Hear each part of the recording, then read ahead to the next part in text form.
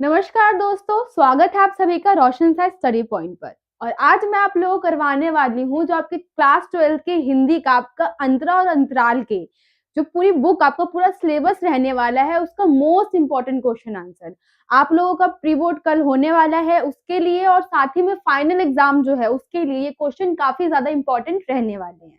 तो I hope आप ये सारे क्वेश्चनों को ध्यान से देखेंगे, ध्यान से समझेंगे, एंड तक इस वीडियो में बने रहेंगे क्योंकि ये वीडियो आपके लिए काफी ज्यादा यूजफुल होने वाला है।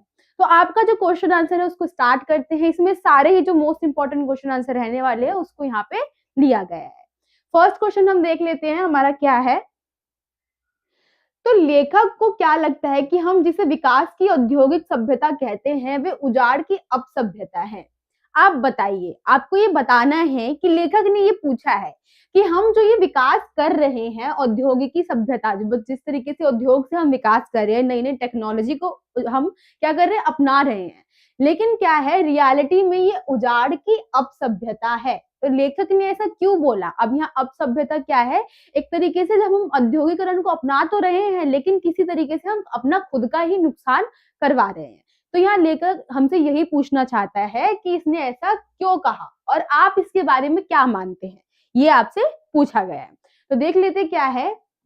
हमें लेखक के इस कथन से बिल्कुल सहमत है, हम लेखक के इस कथन से बिल्कुल सहमत है। ऑब्वियस सी बात है, क्या है, आप खुद भी यहाँ अंतर निकाल सकते हैं कि किस तरीके से हमने नई नई टेक्नोलॉजी को तो अपना लिया है, लेकिन क्या किया है, जो हमारी पुरानी सभ्यताएं हैं, जिसे हम देखते हैं ना, हम जगह जगह क्या है बिल्डिंग स्थापित कर रहे हैं, फैक्ट्रियां बना रहे हैं, पेड़ पौधों को काट रहे हैं, इतना पोल्यूशन हो रहा है। तो धीरे धीरे क्या हो रहा है, हमारे पर्यावरण में परिवर्तन हो रहा है जिससे कि हमें ही हानि पहुंचेगी। तो क्या है, हम इस कथन से तो सहमत ही है कि हम औद्योगिकरण को अपना तो रहे हैं, टेक्नोलॉजी को अपना रहे हैं, लेकिन क्या कर रहे हैं, अपनी जो जिंदगी है उसको उजाड़ बना रहे हैं। तो यही फर्स्ट यहाँ बता रखा है कि हाँ, हम इस कथन से बिल्कुल सहमत है। ये लाइन आपको लिखनी पड़ेगी। साथ ही में ऐसी औद्योगिकी सभ्यता जिसे विकास के नाम पर प्रदूषण, प्रकृति दोहन, पृथ्वी का विनाश किया है। अब क्या है, हम जो भी टेक्नोलॉजी अपना रहे हैं, जो भी चीजों को अपना रहे हैं, वो क्या करता है, विनाश कर रहा है। किसका? हमारी पृथ्वी का। प्रदूषण फैल रहा है, प्रकृति का दोहन हो रहा है। तो वही यहाँ पे हमें बताया गया है, उसे अपसभ्यता ही कहेंगे। अब क्या है, जो चीज हमें नुकसान पहुंचा रही है उसको हम बुरा ही बोलेंगे ना। तो वही बता रखा है कि इसको हम अपसभ्यता ही कहेंगे क्योंकि ये हमारा नुकसान करवा रही है। यह कौन सा विकास है जो हमें प्रगति के नाम पर विनाश की ओर ले जा रहा है? हम एक आविष्कार करते हैं और उसे 5 नई समस्याएं पैदा कर लेते हैं। अब हम नई नई चीजों का आविष्कार तो कर रहे हैं लेकिन उसके साथ क्या कर रहे हैं, हम बहुत सारी समस्याओं को भी साथ में लेकर आ रहे हैं। ठीक, हम किसी भी विकास के साधनों पर नजर डालें तो हमें विकास की स्थान पर विनाश ही विनाश दिखाई देगा। अब बता रखा है कि हमने जितनी भी टेक्नोलॉजी अपनाई है विकास के लिए, अगर उसकी तरफ हम ध्यान से देखें तो वो टेक्नोलॉजी एक चीज में तो विकास करवा रही है लेकिन बहुत सारी चीजों में हमारा विनाश भी करवा रही है। तो वही यहाँ पे क्या है, लेखक ने हमें बताया है। ये आपका अंतराल बुक का जो आपका चैप्टर है, हम जो मालवा वाला चैप्टर है, खाओ झाड़ू सभ्यता, अपना मालवा खाओ झाड़ू सभ्यता, उसमें से ये क्वेश्चन आपका लिया गया है। ठीक है, तो यही बताया है कि किस तरीके से औद्योगिकरण क्या है हमारे जीवन पे एक बहुत बुरा प्रभाव डालती है। तो आई होप आपको ये फर्स्ट क्वेश्चन समझ में आ गया होगा। आप स्क्रीनशॉट ले सकते हैं इसका।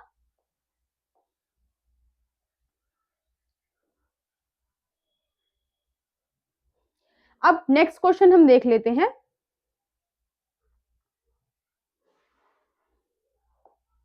तो यहाँ नेक्स्ट क्वेश्चन क्या है, मालवा में जब सब जगह बरसात की झड़ी लगी रहती है तब मालवा के जनजीवन पर इसका क्या प्रभाव पड़ता है? अब यहाँ बताना है कि जब क्या है, मालवा में लगातार बारिश होती रहती है तो वहां का आसपास का माहौल किस प्रकार का हो जाता है। मेनली हमें मालवा का जो चित्रण है वही इस क्वेश्चन में करना है। तो क्या है, मालवा में जब सब जगह बरसाती की झड़ी लगी रहती है तब मालवा के जनजीवन में इसका गहरा प्रभाव पड़ता है। तो बारिश हो रही है तो हरियाली होगी, जगह जगह क्या है, पानी वगैरह होगा, ये सब बातें हमें इसमें बतानी है। खूब बरसात होती है, मालवा में स्थित नदी नाले पानी से भर जाते हैं, यहाँ तक कि बरसात का पानी घरों में पहुंच जाता है, फसलें लहरा उठती है।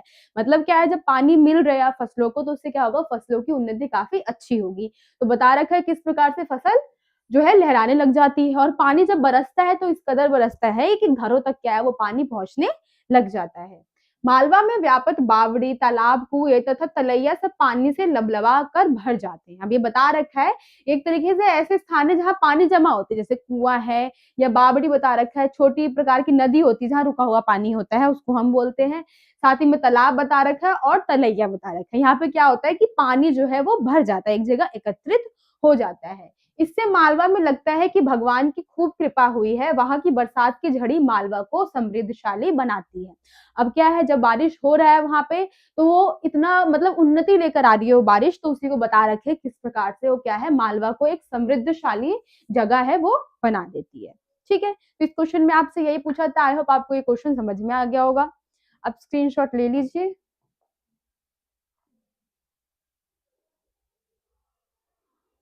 अब नेक्स्ट क्वेश्चन हम देख लेते हैं।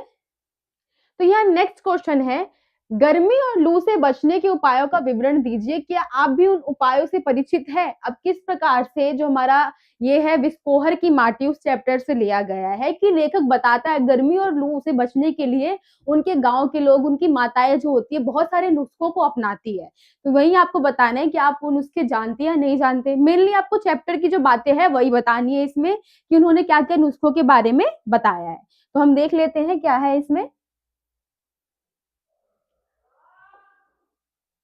ये निम्नलिखित बातें हैं गर्मी और लू से बचने के लिए। क्या क्या है, धोती तथा कमीज में गांठ लगाकर प्याज बांध दिया जाता था।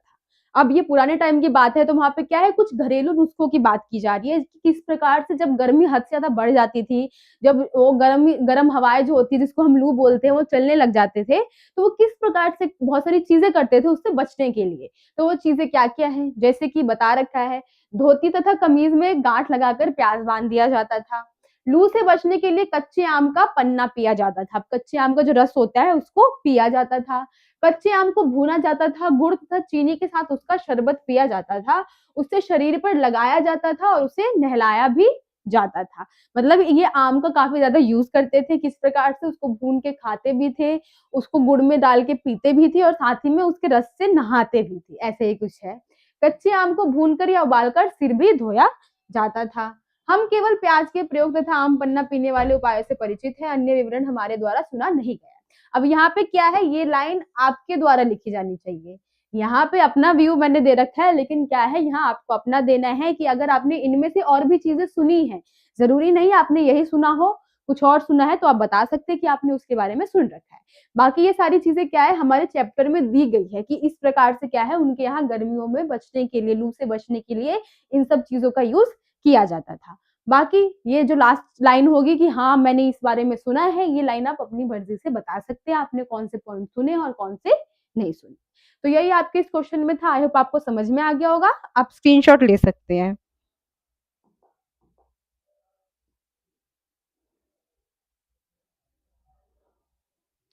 नेक्स्ट ये भी इसी चैप्टर से है। यहाँ पूछा गया है कि कोयया किसे कहते हैं और उसकी विशेषताएं बतानी है। अब यहाँ क्या है, कोयया एक फूल है, उसके बारे में आपको बताना है कि वो है क्या और उसकी कौन कौन सी विशेषताएं हैं, वो मिलनी हमें इसमें बतानी है। तो देख लेते हैं। कोयया जल में उत्पन्न होने वाला पुष्प है। इसे कुमुद तथा कोका बेली के नामों से भी जाना जाता है। ठीक है, ये बता रखा है कि कोयया जो है जल में उगता है और साथ ही में इसको हम कुमुद भी बोलते हैं या फिर कोका बेली के नाम से भी इसको हम जानते हैं। ठीक है, अब इसकी विशेषताएं हम यहाँ देख लेते हैं क्या क्या दी हुई है। कोयया पानी से भरे गड्ढे में सरलता से पनप जाता है। ये आसानी से क्या है, जहां पानी का गड्ढा होता है वहां पे ये आसानी से ही उग जाता है। इसको उगाने के लिए ज्यादा मेहनत करने की जरूरत नहीं होती है। यह भारत में अधिकतर स्थानों में पाई जाती है। ज्यादातर भागों में क्या है हम इसको देख लेते हैं। तो ये इसकी खुशबू मन को प्रिय लगने वाली होती है। इसकी खुशबू भी क्या है, काफी ज्यादा अट्रैक्टिव और अच्छी होती है। शरद ऋतु की चांदनी में तालाबों में चांदनी की जो छाया बनती है वह कोयया की पत्तियों के समान लगती है। दोनों एक समान लगती है। अब यहाँ बता रखा है कि उसकी सुंदरता इतनी ज्यादा है, जैसे शरद ऋतु में जो चांदनी है, बता रखा है कि चांद की जैसी ही, चांद की किरण जो उत्पन्न हो रही है उसी की जैसी क्या है, कोयया के जो पत्ते हैं उसकी जो शेप है वो हमें नजर आते हैं। जैसे यहाँ चांद है उसकी रोशनी पड़ रही है किसी शेप में, उसी प्रकार से क्या है ये जो कोयया के फूल है उसके पत्ते हमें दिखाई देते हैं। तो चांद से एक तरीके से इसकी तुलना की गई है। ठीक है, तो आई होप आपको ये भी क्वेश्चन समझ में आ गया होगा। आप स्क्रीनशॉट ले लीजिए इसका।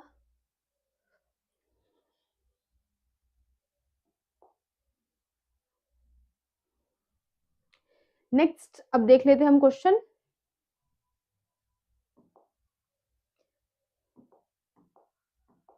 तो यहाँ क्या है, इसी चैप्टर से है, बच्चे को माँ का दूध पीना सिर्फ दूध पीना ही नहीं, माँ से बच्चे के सारे संबंध का जीवन चरित होता है। टिप्पणी कीजिए। अब यहाँ बताना है, लेखक ने हमें बता रखा है इस चैप्टर में कि किस प्रकार से जब वो बच्चा है माँ का दूध पीता है तो सिर्फ ये दूध पीना ही नहीं होता, एक जीवन भर का संबंध होता है। हमें यहाँ पे उस लाइन को एक्सप्लेन करना है। तो देख लेते हैं क्या है।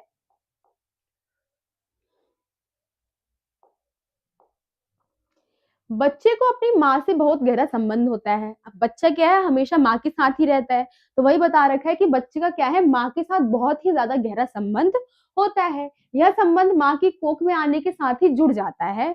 जब वह जन्म लेता है तो माँ के दूध पर 6 महीने तक निर्भर रहता है। अब जब बेबी क्या है बता रखा है, जब स्टमक में होता है उसी के साथ ही क्या है, बच्चे का और माँ का संबंध जो है वो जुड़ जाता है और वो काफी टाइम तक क्या है, माँ के दूध पर ही निर्भर रहता है। इस दूध को वह आगे 3 वर्षों तक और ग्रहण करता है। माँ अपने बच्चों को दूध पिलाते समय अपने आंचल की छाव में रखती है, एक तरीके से वो कवर करके रखती है अपनी आंचल के छाव में। इससे माँ बच्चे के मध्यम संबंध जीवन जो है उठता है, सजीव हो उठता है। मतलब जब वो दूध पिला रही है अपने बच्चे को और जब उसको अपनी आंचल की छाव में ढक रही है तो इससे ना एक संबंध जो है वो सजीव हो उठता है। मतलब सजीव का यहाँ पे क्या है, एक संबंध जागृत हो जाता है या जग जाता है, ये आप बोल सकते हैं। इस तरीके से क्या है, एक संबंध जो है वो उत्पन्न होने लग जाता है। इस तरह दोनों एक दूसरे के साथ जीवन के कई वर्ष बिताते हैं। अब माता है, बच्चे है, क्या है, साथ में कई वर्ष जीवन के जो है वो बिताते हैं। वह बच्चे पर अपनी ममता लुटाती है, वह बच्चे को अपनी ममता की छांव के तले रखती है। ठीक है, बता रखा है कि किस तरीके से माँ जो है प्यार करती है अपने बच्चों से, वो यहाँ पे एक्सप्लेन किया गया है। वह बच्चे के लिए उसका पोषण करने वाली मित्र तथा एक स्त्री होती है। बता रखा है ना कि इस तरीके से क्या है, वो पोषण भी करती है बच्चों का और साथ ही में उनकी दोस्त भी होती है, दोस्त समान होती है। सारी बातें क्या है बच्चे शेयर करते हैं अपनी माता से, तो वही यहाँ पे बता रखा है। माँ का दूध पीकर बच्चा मानव जीवन की सार्थकता को पूरा करता है। तो यहाँ बता रखा है किस तरीके से बच्चा क्या है, जब बचपन से उसकी नींव मजबूत होती है तो आगे चल के अपने जीवन की जितनी भी प्रॉब्लम्स होती है उसका सामना करता है। वही यहाँ पे बता रखा है कि अपना जीवन जो है अच्छे तरीके से जीता है। तो इसी प्रकार से बता रखा है हमें लेखक ने कि जो माता और जो बच्चे का संबंध है वो क्या है, दूध का जो संबंध है वो सिर्फ इतना ही नहीं है, उनके रिश्ते का भी एक संबंध होता है।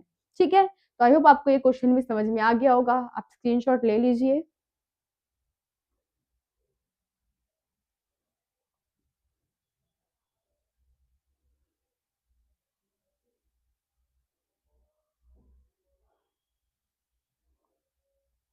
नेक्स्ट क्वेश्चन अब देख लेते हैं हम। ये जो क्वेश्चन है हमारा, तो हम 100 लाख बार बनाएंगे इस कथन के संदर्भ में सूरदास के चरित्र का विवेचन कीजिए। अब ये सूरदास की झोपड़ी जो हमारा चैप्टर है उसमें से क्वेश्चन है कि यहाँ पे जब वो जो सूरदास है वो बोल रहा है कि मेरी झोपड़ी अगर एक बार जल गई है, अगर वो और जलाएंगे तो हम क्या करेंगे, 100 लाख बार बनाएंगे। तो इस कथन से हमें जो सूरदास है उसकी चारित्रिक विशेषता बतानी है।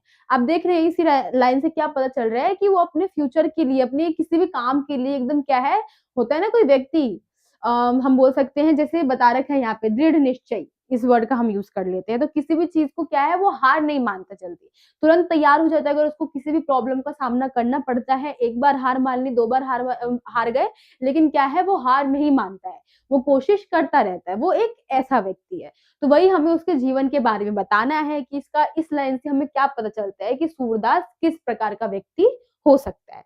तो देख लेते हैं। फर्स्ट यहाँ दृढ़ निश्चय बता रखा है, इसका मतलब यही होगा कि किसी चीज को क्या है, अच्छे तरीके से सोच के और उसके लिए कोई चीज पाने के लिए पूरी की पूरी कोशिश कर देता है, उसको हम दृढ़ निश्चय बोलेंगे। ठीक है, वह एक दृढ़ निश्चयी व्यक्ति है। रुपए के जल जाने के बाद उसे कुछ समय के लिए दुखी तो किया, परंतु बच्चों की बातों ने उसे जैसे उसे दोबारा खड़ा कर दिया। उसे एहसास हुआ कि परिश्रमी मनुष्य दोबारा खड़ा हो सकता है। अब क्या है, जब उसकी झोपड़ी जल गई तो उसको बहुत बुरा लगा था, लेकिन जैसे उसने बच्चों की बात सुनी तो उसके बाद क्या हुआ, ये दोबारा खड़ा हो गया और इसने ये सोचा कि अगर मनुष्य क्या है बार बार कोशिश करे, परिश्रमी मनुष्य हो, तो वो क्या कर सकता है, दोबारा अपने पैरों पर खड़ा हो सकता है, उस चीज को दोबारा हासिल कर सकता है जो उसको चाहिए। उसने दृढ़ निश्चय से मुसीबतों का सामना करने की कसम खा ली। पछताना छोड़कर उसमें नई हिम्मत का समावेश हुआ। अब यहाँ बता रखा है कि उसने क्या किया, जब वो बातें अपने मन में सोची तो क्या हुआ, एक दृढ़ निश्चय उसके मन में उत्पन्न हो गया। उसने सोच लिया कि क्या है, उसको दोबारा अपने पैरों पर खड़ा होना है। और इस चीज ने क्या किया, उसकी हिम्मत को एक नया समावेश दिया, मतलब उसकी हिम्मत को एक नया दिशा दी कि हाँ, मैं अपना कार्य करने के लिए तैयार हूँ, दोबारा मैं खड़ा हो सकता हूँ और अपने पैरों पर क्या है, दोबारा खड़ा हो जाऊंगा। तो वही हमारे दृढ़ निश्चय में आ जाएगा। ठीक है, फर्स्ट इसका है। सेकंड देख लेते हैं, परिश्रमी। अब ये क्या है, इसका मतलब हुआ मेहनती, कोई भी मेहनती व्यक्ति। तो क्या है, वह भाग्य के भरोसे रहने वाला नहीं था, उसने स्वयं पर विश्वास था, वह अतः यह उठ खड़ा हुआ और परिश्रम करने के लिए तत्पर हो गया। अब बता रखा है कि उसको क्या है, खुद पर पूरा विश्वास था, खुद पर पूरा भरोसा था कि अगर वो परिश्रम करेगा, तो मेहनत करेगा, तो वो सफलता भी हासिल कर लेगा। उसने यही संदेश मिठुआ को भी दिया कि जितनी बार उसकी झोपड़ी जलेगी, वह उतनी बार उसे दोबारा खड़ा कर लेगा। अपने परिश्रमी होने का जो संकेत है, उसने क्या किया था, मिठुआ को भी दिया था कि वो जितनी बार भी उसकी झोपड़ी को जलाएंगे, वो उतनी बार क्या है, उस झोपड़ी को दोबारा बना लेगा। ठीक, नेक्स्ट बहादुर यहाँ बता रखा है। बहादुर हम बोलते हैं ना, तो वही है यहाँ। सूरदास बेशक शारीरिक रूप से अपंग था, परंतु वह डरपोक नहीं था, मुसीबतों से सामना करना जानता था। ठीक है, हमें पता है कि सूरदास में क्या है, कुछ प्रॉब्लम थी, तो वही बता रखा है कि वो शारीरिक रूप से तो अपंग था, ठीक, उसको दिखाई नहीं देता था, लेकिन वो डरपोक बिल्कुल भी नहीं था, वो अपनी मुसीबतों का सामना करना जानता था। इसलिए हम बोल सकते हैं कि क्या है, सूरदास बहुत ही ज्यादा मेहनती, साथ ही में दृढ़ निश्चयी, बहादुर और परिश्रमी था। ठीक है, तो आई होप आपको ये पूरा क्वेश्चन समझ में आ गया होगा। आप स्क्रीनशॉट ले लीजिए।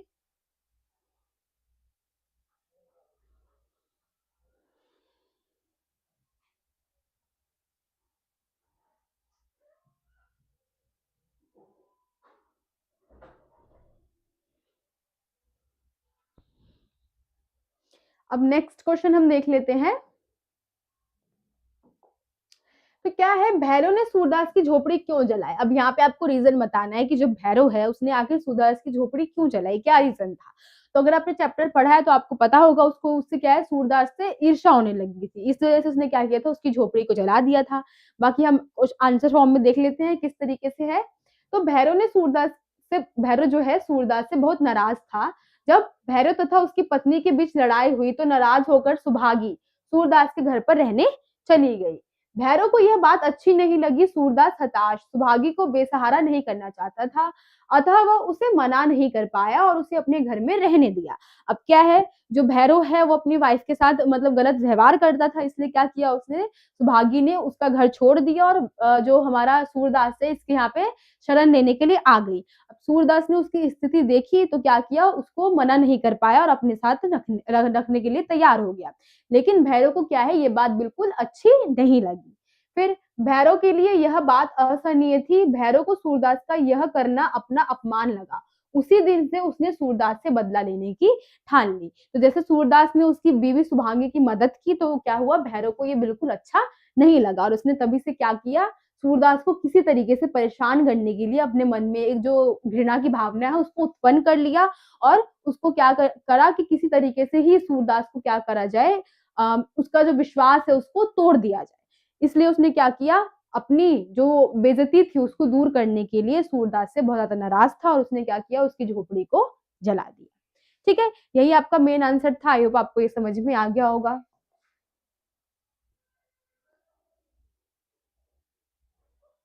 अब नेक्स्ट हम देख लेते हैं क्वेश्चन। तो ये है कि यह फूस की राख नहीं थी, उसकी अभिलाषाओं की राख थी। संदर्भ सहित विवेचना कीजिए। तो ये बताना है हमें कि क्या है, सूरदास जो है उसने झोपड़ी जो बनाई थी वो फूस की झोपड़ी थी।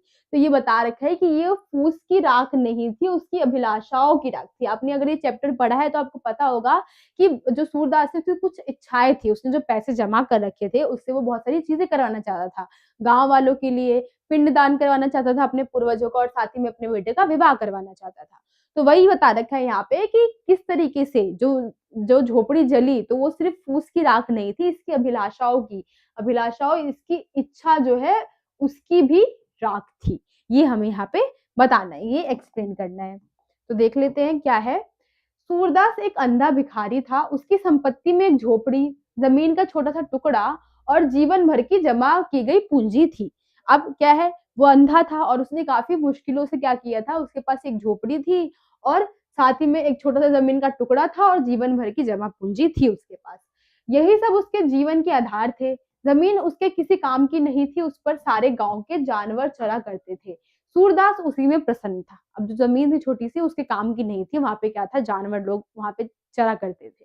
ठीक है, झोपड़ी जल गई, वह दोबारा भी बनाई जा सकती थी, लेकिन उस आग में उसकी जीवन भर की जमा पूंजी जलकर राख हो गई थी। अब क्या बता रखा है कि झोपड़ी तो जल गई थी, लेकिन उसने क्या किया था, जो भी सेविंग्स कर रखी थी उसको अपनी झोपड़ी के अंदर ही रखा था। तो वो झोपड़ी जली और साथ ही में क्या हुआ, उसके जो पैसे थे वो भी जल गए। उसे दोबारा इतनी जल्दी जमा कर पाना संभव नहीं था। अब उसको काफी टाइम लगा था, उसके जीवन भर की जमा पूंजी थी, दोबारा इतनी जल्दी उसको क्या करना था, इकट्ठा कर पाना बहुत ज्यादा मुश्किल था। उसमें 500 रुपए थे, उसी पूंजी से उसे बहुत सी अभिलाषाएं थी। उसके अंदर जो पैसे थे उसी से उसको बहुत सारी अभिलाषाएं थी, उसने बहुत सारी इच्छाएं सोच रखी थी कि वो उससे क्या क्या चीजें करेगा।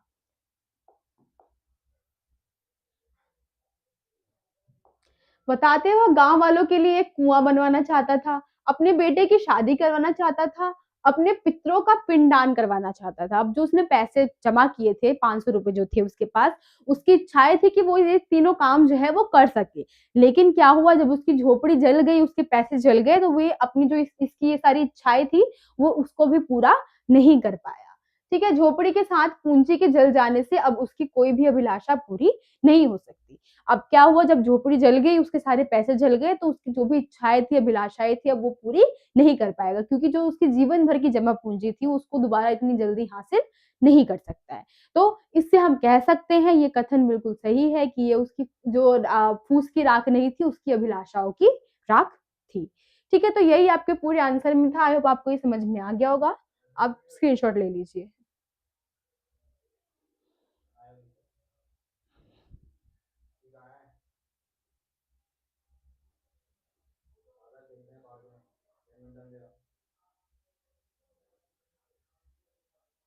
अब नेक्स्ट क्वेश्चन हम देख लेते हैं, ये आपका संवदिया चैप्टर है उससे लिया गया है। तो इसमें क्या है, संवदिया की क्या विशेषताएं हैं और गांव वालों के मन में संवदिया के लिए क्या अवधारणाएं हैं। अब संवदिया जो है वो बताना है। संवदिया फर्स्ट इसका हम मतलब समझ लेते हैं, क्या है, जो संवाद या फिर संदेश ले जाने वाला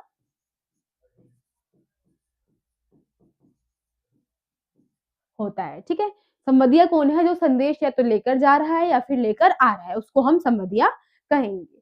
ठीक है, क्या है इसकी हम विशेषताएं देख लेते हैं, क्या क्या है।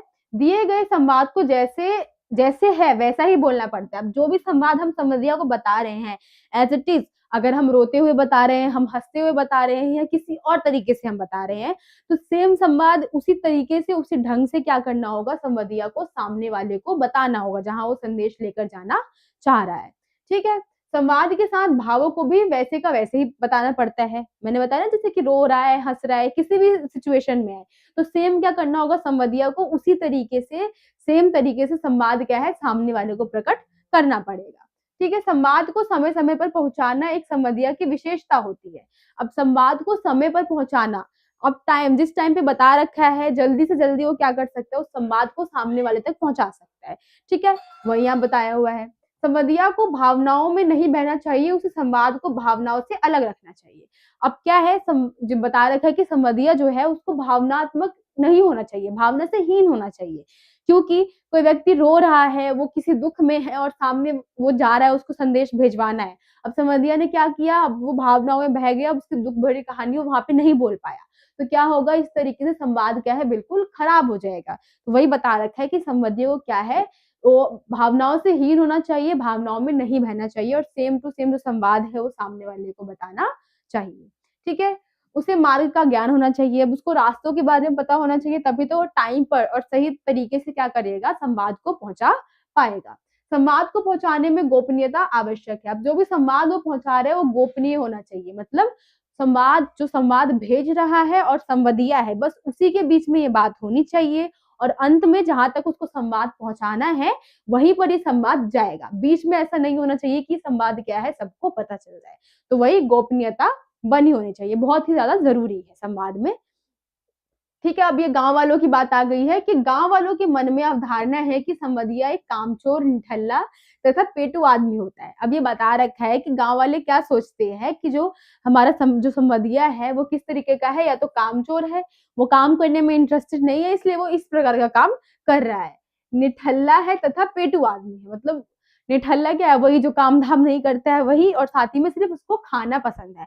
अब संवदिया क्या है, इसमें एक फायदा ये है कि यहाँ से तुम्हें सारे पैसे, भोजन वोजन प्राप्त होंगे, और तुम जहाँ पर लेकर जा रहे हो वहां पर भी तुम्हें खाना, पैसे सब कुछ प्राप्त होगा। तो इस वजह से उन्होंने क्या अवधारणा बना रखी है कि जो संवदिया है वो सिर्फ पेटू आदमी है। ठीक है, इसके पास कोई काम नहीं होता वह संवदिया बन जाता है। बता रखे जिसके पास भी कोई काम नहीं होता है वो संवदिया बन जाता है। संवदिया बनना उनको लगता है कि काफी ज्यादा आसान है, लेकिन रियलिटी में ऐसा नहीं है, क्योंकि same as it is expression देना, एज इट इज वर्ड्स बोलना जिसने किसी ने कहा है वो काफी ज्यादा मुश्किल होता है। तो यही संवदिया की विशेषताएं थी, और गांव वालों ने क्या सोच रखा था संवदिया के लिए, वो सोच थी। तो आई होप आपको ये क्वेश्चन समझ में आ गया होगा, आप स्क्रीनशॉट ले लीजिए।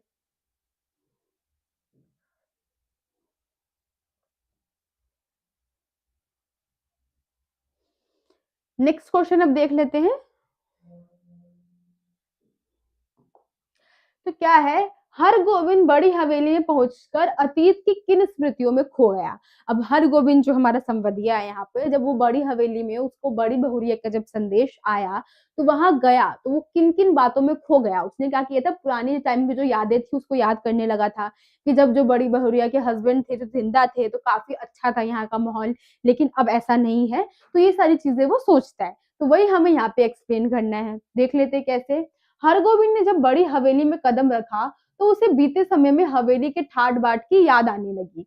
बड़े भैया के रहते हुए इस हवेली की शान ही अलग थी। बताता है कि जब बड़े भैया जिंदा थे, जो बड़ी बहुरिया है इसमें उनके हस्बैंड जिंदा थे, तो यहाँ की ठाट बाट जो है, शान है, वो बिल्कुल अलग ही हुआ करती थी। घर में नौकर नौकरानियां, लोगों तथा मजदूर की भीड़ हर समय रहा करती थी। अब वहां पे क्या है, जब इनके बड़े भैया जिंदा थे तो वहां पे काफी चहल पहल, नौकर नौकरानियां, सब लोग वहां पे हमेशा रहते थे।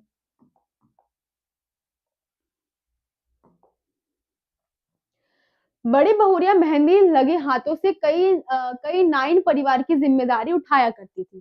अभी बता रखे है कि जो बड़ी बहुरिया थी वो हाथों में मेहंदी लगवा के नाइन जो परिवार होते हैं, नाई की बात करें कि जो बाल वाल काटने वाले होते हैं, तो क्या है कि उनके परिवारों की जिम्मेदारी उठा लिया करते थे। उनका खाना रहना पीना क्या करते थे, इतने ज्यादा रिच थे वो लोग, यहाँ की मतलब माहौल इतना ज्यादा अच्छा था कि ये इन लोगों का जो रहन सहन है, जिम्मेदारी जो है वो उठा लिया करते थे। अब वह दिन नहीं है, हवेली नाम की बड़ी हवेली रह गई है, और यहाँ की बड़ी बहुरिया की हालात अब नौकरानियों से कम नहीं है। बता रखा है कि अभी फिलहाल में सिचुएशन कैसी है, कितनी खराब सिचुएशन है, कि अब क्या हो चुका है कि जो बड़ी हवेली है बस नाम की बड़ी हवेली रह गई है। अब जो बड़ी बहुरिया, एक टाइम पे उनकी स्थिति ऐसी थी कि वो बहुत सारे परिवारों की जिम्मेदारी उठा लेती थी, अब उनकी स्थिति खुद ही एक नौकरानी से कम नहीं रह गई है। तो यही यहाँ पे बताना है आपको इस आंसर में। तो आई होप आपको क्वेश्चन समझ में आ गया होगा, आप स्क्रीनशॉट ले लीजिए।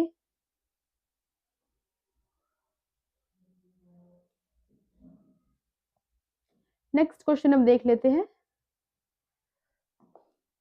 अब ये है कि लेखक ने अपने पिता की किन किन विशेषताओं का उल्लेख किया है। ये प्रेमघन की छाया स्मृति से आपका क्वेश्चन है कि लेखक ने अपने पिता के बारे में किन किन विशेषताओं का उल्लेख किया है, कौन कौन सी विशेषताएं हैं लेखक के पिता में, वो बताना है। क्या है, लेखक ने अपने पिता की निम्नलिखित विशेषताओं का उल्लेख किया है। क्या है, उसके पिता फारसी भाषा के अच्छे विद्वान थे। उनके पिता जो है क्या करते थे, फारसी भाषा को काफी अच्छे तरीके से जानते थे, समझते थे। वे प्राचीन हिंदी भाषा के प्रशंसक थे। अब जो प्राचीन हिंदी भाषा थी वो भी उनको काफी अच्छी लगती थी और काफी पसंद थी। ठीक, वे फारसी भाषा में लिखी उक्तियों के साथ हिंदी भाषा में लिखी गई उक्तियों को मिलाने के शौकीन थे। अब कुछ फारसी भाषा के जो शब्द होंगे, उक्तियां मतलब मुहावरे वगैरह हो गए, लाइन हो गई, उसको लेकर साथ ही में जो हिंदी की लाइन है उनको मिलाकर, हिंदी भाषा की जो लाइन है उनको मिलाकर एक नया जो युक्ति होती थी उसको बनाने के लिए काफी तैयार रहते थे। उनको ये काम बहुत ज्यादा अच्छा लगता था। वे प्रायः रात में सारे परिवार को रामचरितमानस तथा रामचंद्रिका का चित्रांगक ढंग से वर्णन करते थे। उनको क्या करते थे कि रात को पूरे परिवार को साथ में बिठा लेते थे और साथ ही में क्या करते थे, रामचरितमानस हो गई या फिर रामचंद्रिका हो गई, उसको बहुत अच्छे तरीके से चित्रात्मक ढंग से जो उनके बच्चे हैं या परिवार के लोग हैं उनको दिखाया करते थे। भारतेंदु के नाटक उन्हें काफी प्रिय थे। भारतेंदु हरिश्चंद्र जो है उनके नाटक जो है उनको काफी ज्यादा अच्छे लगते थे, प्रिय लगते थे। तो ये सारी विशेषताएं क्या की है, लेखक ने अपने पिता के बारे में बताई है कि किस तरीके से। अब एक क्वेश्चन आप यहाँ से भी बन सकता है कि लेखक का जो रुझान है साहित्य की तरफ किस प्रकार से गया, तो उस रुझान में भी यही आएगा कि बचपन से ही उन्होंने अपने घर का ऐसा माहौल देखा था कि उनके पिता क्या है अच्छे फारसी के ज्ञाता थे, उनको क्या है बहुत सारी पुस्तकें थी या हरिश्चंद्र की जो नाटक थे वो देखते थे, उनको ये सब पसंद था। इस वजह से क्या हुआ, जो हमारे लेखक है उन्होंने भी धीरे धीरे बचपन से ही उस चीज को अपनाना चालू कर दिया और साहित्य के प्रति उनका रुझान बढ़ता गया। इस तरीके से आप उस क्वेश्चन का भी आंसर कर सकते हैं। आप इसका स्क्रीनशॉट ले लीजिए।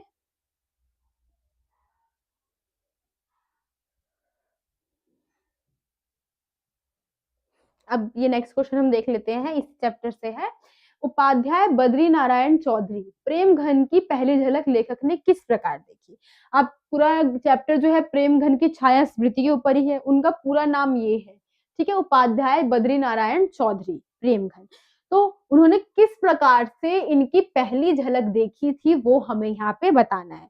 तो देख लेते हैं क्या है। लेखक के पिता की बदली, जो बदली है यहाँ पे ट्रांसफर बदली जो है इसका मतलब होगा मिर्जापुर के बाहर नगर में हुई थी। वहां रहते हुए एक दिन ज्ञात हुआ कि भारतेंदु हरिश्चंद्र के सखा, जिनका नाम उपाध्याय बद्री नारायण चौधरी है और जो प्रेम घन उपनाम से लिखते हैं, इनका असली नाम क्या है ये आपको याद रखना है, उपाध्याय बद्री नारायण चौधरी। ये अपना उपनाम होता है ना, कोई कोई जो रखते हैं अलग नाम, तो वही बता रखा है, इनका उपनाम क्या है, प्रेम घन था। लिखते हैं वे यहाँ रहते हैं, उनको पता चला, जो लेखक है हमारे उनको पता चला कि जो प्रेमघन जी है वो यहीं पे रहते हैं। इसके लिए उन्होंने ऐसे बालकों को भी खोज लिया जो उनके घर से तथा प्रेमघन जी से भली भांति परिचित थे। अब उन्होंने क्या किया, एक ऐसा समूह बना लिया बच्चों का जो कि तैयार थे प्रेमघन से मिलने के लिए, उनके बारे में थोड़ा बहुत जानकारी थी उनको। उनके घर की ऊपरी बालकनी लताओं से सुसज्जित थी, ठीक है, सुसज्जित मतलब यहाँ पे जो हुआ सजी हुई। ऐसे ना भारी वर्डों का आप यूज मत करना, ठीक है। यहाँ पे आप बोल सकते हैं सजी हुई थी या काफी ज्यादा लगी हुई थी, इस तरीके से आप बता सकते हैं, ठीक है। लेखक लेखक ऊपर की और लगातार देखता रहा, वो ऊपर की तरफ बार बार लेखक क्या है वो देख रहा था। उन्हें प्रेमघन की झलक दिखाई पड़ती है। वो क्या करते हैं, वो प्रेमघन की जो झलक है वो देखते हैं, वो लगातार ऊपर देखते हैं और प्रेमघन जी जो है वो आ जाते हैं तो उनकी झलक को वो देख लेते हैं। उनके बाल कंधों तक थे, अब उनके बाल क्या है, कंधे तक थे, इस प्रकार से उनके बाल थे कंधे तक। और लेखक जब कुछ समझ पाता उससे पहले वो अंदर चले गए। अब लेखक कुछ समझ ही पाता, उनके बारे में सोचता है कि वो किस प्रकार से और दिख रहे हैं, उससे पहले वो अंदर चले गए। बताया, उसमें आपने एक फोटो देखी होगी, आपकी एनसीईआरटी बुक में है कि किस तरीके से एक खंबा है, उसके ऊपर उन्होंने अपना हाथ रख रखा है और उनकी जुल्फे जो है वो दिखाई दे रही है ना। तो वही यहाँ आपको बताना है कि किस तरीके से उन्होंने उसको देखा था। ज्यादा कुछ नहीं देख पाए, जैसे उन्होंने देखने की प्रयास की, कुछ समझने की कोशिश की, उससे पहले वो क्या हुआ, अंदर चले गए। ठीक है, तो यही आपके पूरे आंसर में था। आई होप आपको ये समझ में आ गया होगा। अब स्क्रीनशॉट ले लीजिए।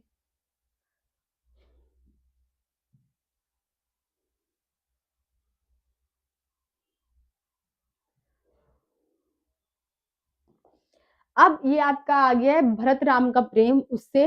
तो क्या है, हारेहु खेल जितावहि मोही, भरत के इस कथन का क्या आशय है। अब ये आपने लाइन उसमें पढ़ी होगी कि हारेहु खेल जिताहि मोही, तो इससे जो हमारे भरत जी है वो क्या कहना चाहते हैं राम जी के बारे में, वो हमें यहाँ पे बताना है।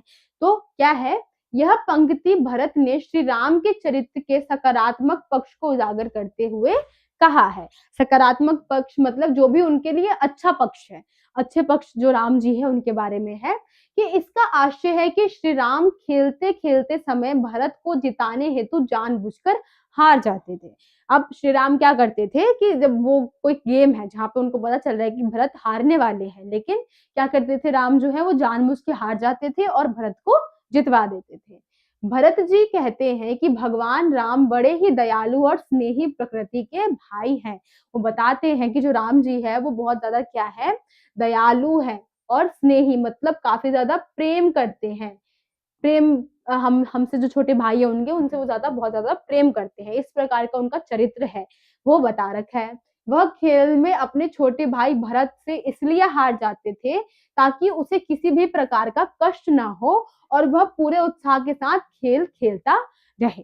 वो बताते हैं कि उनके भाई जो राम जी हैं वो क्यों हार जाया करते थे ताकि अगर जो भरत है अगर वो हार जाएंगे तो उनको किसी प्रकार की निराशा ना हो, इसलिए वो गेम को खुद ही हार जाया करते थे। तो वही बता रखा है इस लाइन में कि हारहु खेल जितावी मोही, हारता हुआ खेल भी मुझे जिता देते थे। यही इस लाइन का मतलब है और पूरे में आपको यही एक्सप्लेन करना है कि किस तरीके से राम जी क्या है अपने भाइयों से बहुत ज्यादा प्रेम करते थे, इसलिए वो क्या करते थे जो भी गेम जीतते हुए भी वो गेम को हार जाया करते थे ताकि उनके भाइयों को बुरा ना लगे। ये यही आपके इस आंसर में था, छोटा सा आंसर है। आई होप आपको ये समझ में आ गया होगा। नेक्स्ट क्वेश्चन अब देख लेते हैं। क्या है, मैं जानू निज नाथ स्वभाव में राम के स्वभाव की किन किन विशेषताओं की ओर संकेत किया गया है। अब यहाँ बताना है ये लाइन जो है, मैं जानू निज नाथ स्वभाव मतलब मैं अपने नाथ का जो स्वभाव है वो मैं जानता हूँ। तो आपको क्या है इसमें बताना है कि उन्होंने किस भाव के बारे में बताया है राम जी के बारे में भरत ने। ठीक है, वो हमें यहाँ बताना है। तो हम देख लेते हैं किन किन बातों के ऊपर ध्यान दिया है। इस तरीके से आप लाइन बना दीजिएगा। अब ये आप 12th बोर्ड में है, बोर्ड का एग्जाम दे रहे हैं, तो आपको क्या है क्वेश्चन फॉर्मेट लिखने का, आंसर लिखने का तरीका भी पता होना चाहिए। आंसर को आप किस तरीके से अट्रैक्टिव बना सकते हैं आपको ये भी पता होना चाहिए। अगर आप ये लिख रहे हैं तो उससे क्या है एक तरीके से आंसर जो है अट्रैक्टिव लगेगा। आपको नहीं पता लेकिन ये छोटी छोटी बातें क्या है बहुत ज्यादा मायने रखती है। आप इस तरीके से लिख देंगे और फिर उसके बाद पॉइंट स्टार्ट करेंगे तो वो काफी ज्यादा सुंदर लगेगा देखने में। ठीक है, देखते हैं क्या है। राम दयालु और स्नेही व्यक्ति है, उन्होंने बाल्यकाल से ही भरत पर स्नेह और दया की वर्षा की है। बता रखी है कि किस तरीके से जो राम जी है काफी दयालु है और प्रेम से पूर्ण है। उन्होंने क्या किया है, बाल्यकाल मतलब बचपन से ही भरत के प्रति जो उनका स्नेह और प्यार है वो हमेशा बना हुआ रहा है। ठीक है, भरत राम के प्रिय अनुज थे। जो भरत है वो राम के प्रिय अनुज, यहाँ पे क्या है अनुज मतलब छोटे भाई उनका यूज किया गया है, काफी अच्छे छोटे भाई थे। ठीक है, उन्होंने सदैव भरत के हित के लिए ही कार्य किया है। वो हमेशा क्या करते थे, भरत के बारे में ही सोचकर कोई भी कार्य किया करते थे। वह खेल में भी कभी अपने अनुज भरत के प्रति जो है अप्रसन्नता नहीं दिखाते थे। अब क्या है, खेल में भी वो कभी अपने जैसे होता है ना कि भाई ऐसे दो भाई खेल रहे हैं, या छोटा वाला जीत रहा है तो बड़े वाले को ईर्ष्या हो रही है, या बड़ा वाला जीत रहा है तो छोटे वाले को ईर्ष्या हो रही है। यहाँ पे ऐसा कुछ नहीं होता था। राम जी क्या करते थे, जानबूझ के ही जीता हुआ खेल भी हार जाते थे ताकि क्या है उनके छोटे भाई को प्रसन्नता हो। तो वही बता रखा है कि वो कभी भी उनसे अप्रसन्न नहीं होते थे, कभी उनकी किसी बात का बुरा नहीं मानते थे, सदैव उसे प्रसन्न रखने का प्रयास करते थे। हमेशा ही राम जी क्या कोशिश करते थे कि भरत जी को हमेशा ही खुश रखे। वे अपराधी पर भी क्रोध नहीं करते थे, उनका स्वभाव ऐसा था कि वो अपराधी पर भी क्रोध नहीं करते थे। तो यही बोले हैं कि मैं जानू निज नाथ स्वभाव, मैं अपने नाथ का स्वभाव जानता हूँ कि वो उतने अच्छे हैं कि क्या है वो अपराधियों पर भी क्रोध नहीं करते, वो अपने भाई के लिए जीता हुआ खेल हार जाते हैं। बचपन से ही उन्होंने क्या किया है, प्रयास किया है कि मैं क्या है हमेशा ही वो मेरे को खुश रखे, मेरे को प्रसन्न रखे। इस प्रकार का उनका स्वभाव जो है वो है। तो यही यहाँ आपको बताने का प्रयास किया गया है। आई होप आपको समझ में आ गया होगा। आप स्क्रीनशॉट ले लीजिए।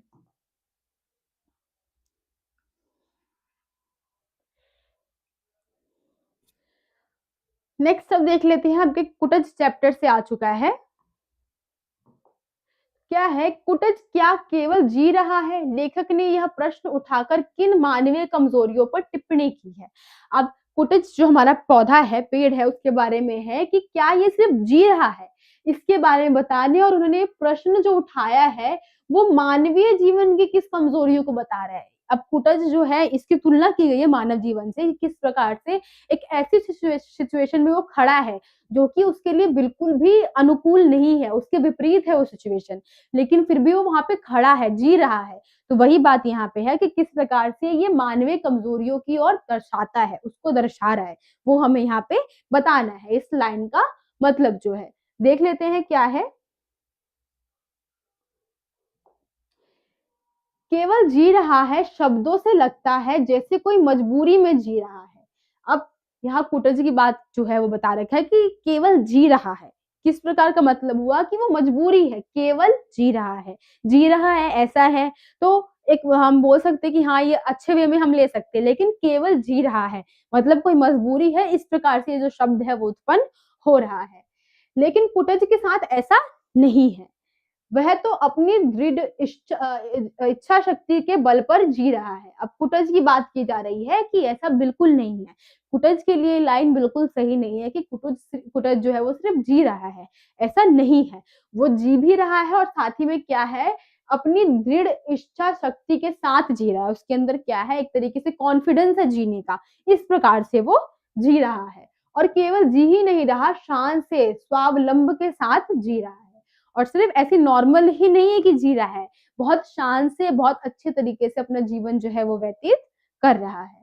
ठीक है, इस प्रश्न से मानव स्वभाव की इन कमजोरियों पर प्रकाश पड़ता है। बहुत से लोग जीना है क्वंकल इसलिए विवशता पूर्व जीते हैं। ये गलत लाइन यहाँ पे हो चुकी है। ठीक है, यहाँ पे ऐसा होगा बताने का प्रयास किया गया है कि ये बता रखा है कि मानव जीवन की इन कमजोरियों का उन्होंने बता रखा है कि मानव, ऐसे बोलते हैं ना, बहुत सारी सिचुएशन आती है वहां पे हम हार मान जाते हैं कि ये चीज मेरे से अब नहीं होगी, लेकिन कुटज क्या है, उस सिचुएशन में भी खड़ा है जो कि उसके बिल्कुल विरुद्ध है।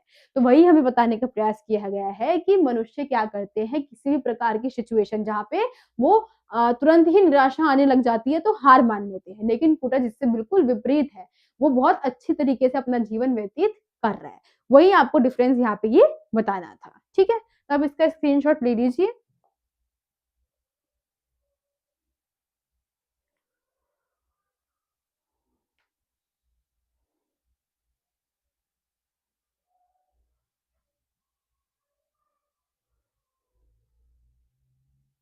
नेक्स्ट क्वेश्चन हम देख लेते हैं। अब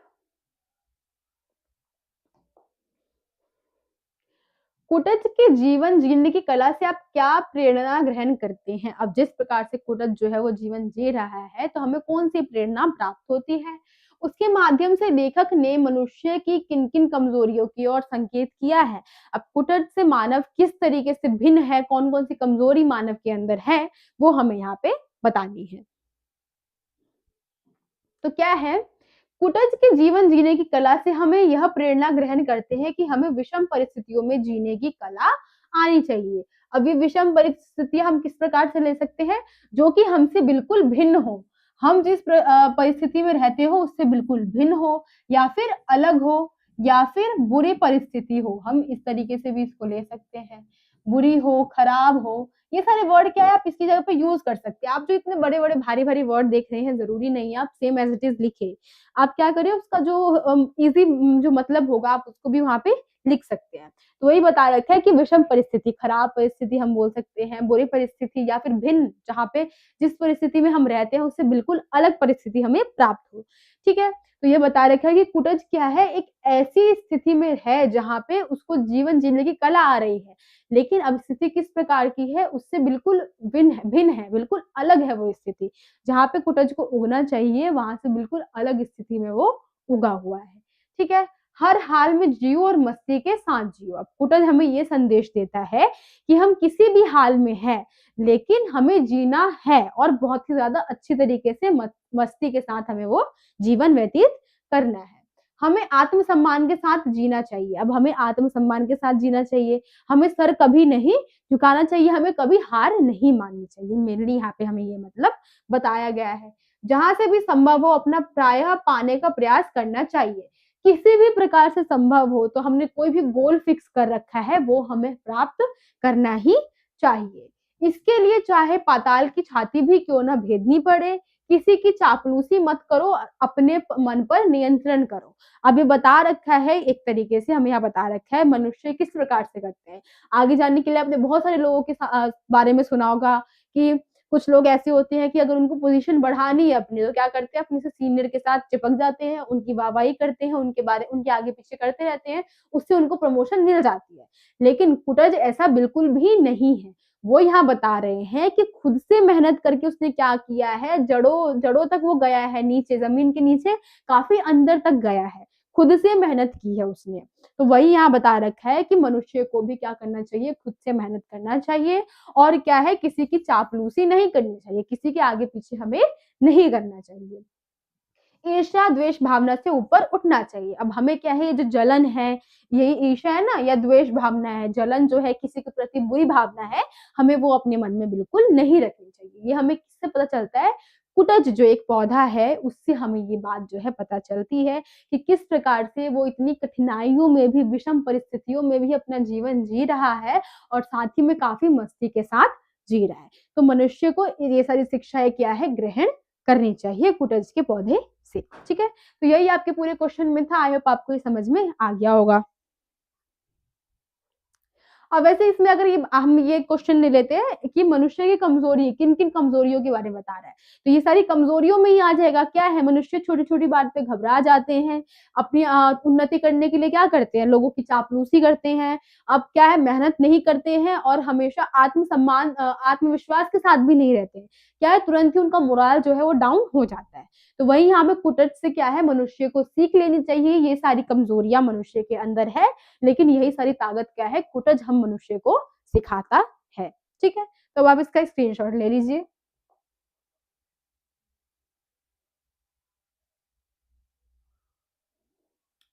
नेक्स्ट क्वेश्चन देख लेते हैं। तो क्या है, प्रकृति के कारण विस्थापन और औद्योगिकरण के कारण विस्थापन में क्या अंतर है। अब ये हमें बताना है कि जो प्रकृति के कारण विस्थापन होता है और जो औद्योगिकरण के कारण विस्थापन होता है, उसमें क्या अंतर है, किस प्रकार से ये विस्थापन में क्या अंतर है, किस प्रकार से ये अलग है।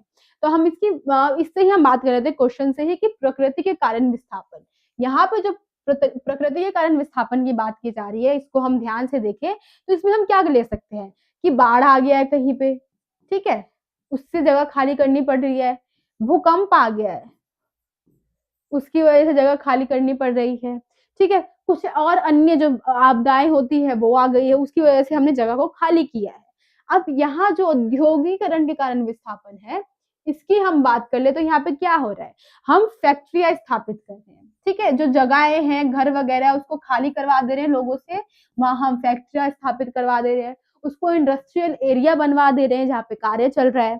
तो इन दोनों में आप अंतर देखेंगे, तो ये जो बाढ़ है, भूकंप है, या कोई भी अन्य प्राकृतिक आपदा है, एक समय के बाद यहाँ से चली जाएगी, ये हमेशा के लिए नहीं होती है, एक टाइम के बाद ये खत्म हो जाती है, काफी टाइम लग जाए भले ही, लेकिन क्या है, एक उम्मीद होती है लोगों के अंदर कि जब ये चीज यहाँ से हट जाएगी तो हम अपने घर में वापस जा पाएंगे। लेकिन हम जब औद्योगिकरण से कर ले बात, औद्योगिकरण की जो विस्थापन होता है उसकी बात हम कर ले, तो क्या है, जब यहाँ पे क्या किया है, इनके घरों को तोड़कर ही कुछ नई नई चीजों को स्थापित कर दिया गया है। तो लोगों के मन की जो आस होती है कि हाँ, हम अपने घर पे इनके बाद हम यहाँ पे जा सकते हैं, तो ये आस क्या है, जब ये फैक्ट्री वगैरह स्थापित हो जाती है तो ये आस भी खत्म हो जाती है। तो वही यहाँ बता रखा है कि इन दोनों में क्या अंतर है। यहाँ पे वो लोग दोबारा जा सकते हैं, लेकिन यहाँ क्या है, वो दोबारा उसकी ओर नहीं बढ़ सकते हैं। तो यही हम यहाँ पे मेनली एक्सप्लेन करके समझाना है। तो हम देख लेते हैं क्या है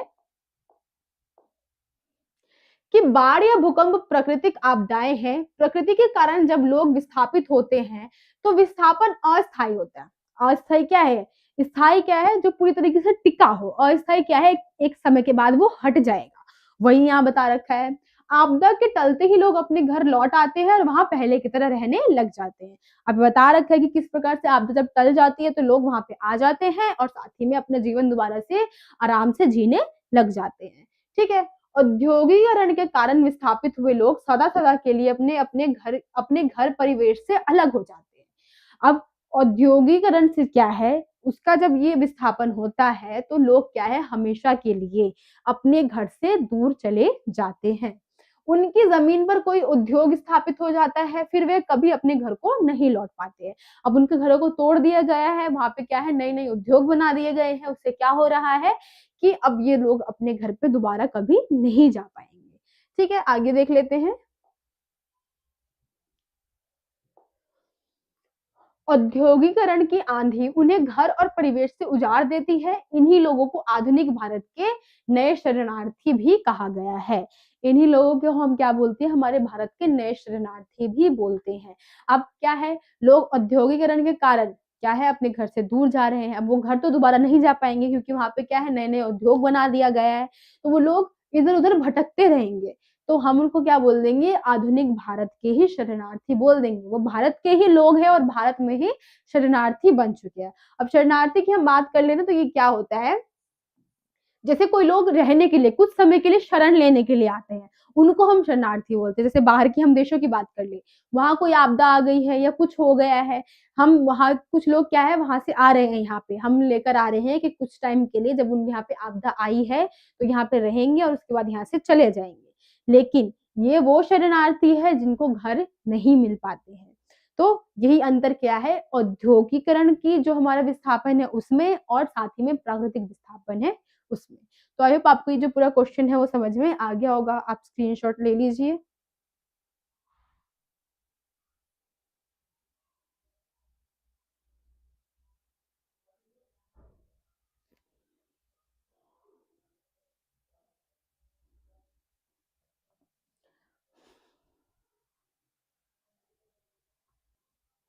नेक्स्ट क्वेश्चन अब हम यहाँ पे देख लेते हैं, क्या है हमारा, कि यूरोप और भारत की पर्यावरण संबंधित चिंताएं किस प्रकार भिन्न है। तो हमें मेनली यहाँ पे बताना है कि जो यूरोप है और हमारा भारत है, उनकी जो पर्यावरण की समस्याएं हैं वो किस प्रकार से अलग है। भारत में आप देखते हैं पर्यावरण में क्या आता है, पोल्यूशन हो गया, प्राकृतिक जो हमारे चेंजेस होते हैं वो आ गए हैं, तो वो सब हम देखते हैं। लेकिन जो हमारा ये भारत है और जो हमारा यूरोप है, तो यूरोप में क्या अलग तरीके से पर्यावरण समस्या है वो उत्पन्न होती है, वो हम देख लेते हैं क्या है। यूरोप में पर्यावरण का प्रश्न मनुष्य और भूगोल के बीच संतुलन बनाए रखने का है। अब जो हम देख रहे हैं यूरोप की जो बात की जा रही है, तो वहां पे प्रश्न ये है कि भूगोल, जो हमारा भूगोल है, हम पृथ्वी की बात कर ले वो है, और जो मनुष्य है किस प्रकार से इनका जो संबंध है वो बना के रखे, उनका संतुलन जो है वो बना के रखे, ये प्रश्न है। जबकि भारत में यही प्रश्न मनुष्य और उसकी संस्कृति के बीच पारंपरिक संबंध बनाए रखने का है। अब यहाँ पे क्या बात की जा रही है कि जो मनुष्य है और साथ ही में जो हमारी संस्कृति है, जो संस्कृति क्या है, यहाँ भूगोल की बात की जा रही है। अब संस्कृति क्या है, इसके अंदर ही है, ये भौगोलिक क्षेत्र में जो लोग रह रहे हैं तभी संस्कृति उत्पन्न होगी ना।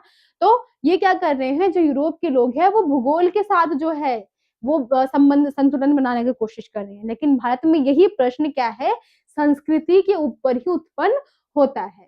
और दोनों देशों की पर्यावरण संबंधित चिंताओं में अंतर भी है, बहुत ज्यादा क्या है, दोनों की जो पर्यावरण संबंधित चिंताएं हैं उसमें अंतर हमें देखने को मिलता है। ठीक है, तो इस प्रकार का अंतर है, ये आपको समझ में आ गया होगा, आप इसका स्क्रीनशॉट ले लीजिए। नेक्स्ट क्वेश्चन देख लेते हैं हम, क्या है यहाँ पे, कि औद्योगिकीकरण ने पर्यावरण का संकट पैदा कर दिया है, क्यों और कैसे। अब ये बताना है कि जो हम औद्योगिकरण हो चुका है, डेवलपमेंट हो रही है, तो वो किस प्रकार से जो पर्यावरण है उस पर संकट डाल रही है, हमें ये बताना है। और ऐसा है या नहीं, हमें ये भी बताना है। तो हम खुद की बात कर ले तो रियलिटी है ना, कि किस प्रकार से जो पर्यावरण है वो पर्यावरण पे औद्योगिकरण क्या है, एक बहुत बुरा इफेक्ट जो है वो डाल रहा है। ठीक है, तो इसकी हम बात कर लेते हैं अभी। तो यही हमसे यहाँ मेनली जो है पूछा गया है कि किस प्रकार से औद्योगिकरण जो है पर्यावरण पे एक बहुत ही जो गहरा छाप है वो छोड़ रहा है, हमें ये यहाँ पे बताना है। तो देख लेते हैं क्या है इसका आंसर, कि यह बिल्कुल सच है कि औद्योगिकरण ने पर्यावरण का एक जो संकट है उसको खड़ा कर दिया उसके सामने। और साथ ही में औद्योगिकरण के नाम पर प्राकृतिक संसाधनों का बड़ी मात्रा में दोहन हो रहा है। तो यहाँ पे हम देख रहे हैं कि किस तरीके से पर्यावरण पे क्या है, औद्योगिकरण ने एक बहुत बड़ा असर जो है वो डाल रही है। अब पर्यावरण में क्या हो रहा है, हम औद्योगिकरण को अपना रहे हैं, नई नई टेक्नोलॉजी को अपना रहे हैं, फिर क्या कर रहे हैं, हम पेड़ पौधों को काट रहे हैं, पहाड़ हो गए उसको हम काट रहे हैं, जिससे क्या हो रहा है, पर्यावरण पे दूषण जो है वो हो रहा है। तो यही हमें मेनली यहाँ पे बताना है। फिर पेड़ काटे जा रहे हैं, जंगलों का सफाया किया जा रहा है, उद्योग से निकला कचरा पर्यावरण को प्रदूषित कर रहा है। इससे वायु, जल, पृथ्वी, ध्वनि, आकाश सभी में प्रदूषण फैल रहा है। ठीक है, तो वही यहाँ बताने का प्रयास किया गया है। हम किस तरीके से पेड़ पौधे जो है, जंगल जो है, जमीन जो है, हम उसको काट रहे हैं और काट के क्या कर रहे हैं, एक तरीके से खुद का ही जीवन हम संकट में डाल रहे हैं। हम विकास तो कर रहे हैं, लेकिन उसके साथ ही क्या कर रहे हैं, विकास के साथ हम बहुत सारी जो समस्याएं हैं उसको अपने साथ बांध रहे हैं। तो वही यहाँ पे मेनली आपको इस क्वेश्चन में बताना था। आई होप आपको ये क्वेश्चन समझ में आ गया होगा। आप इसका स्क्रीनशॉट ले सकते हैं।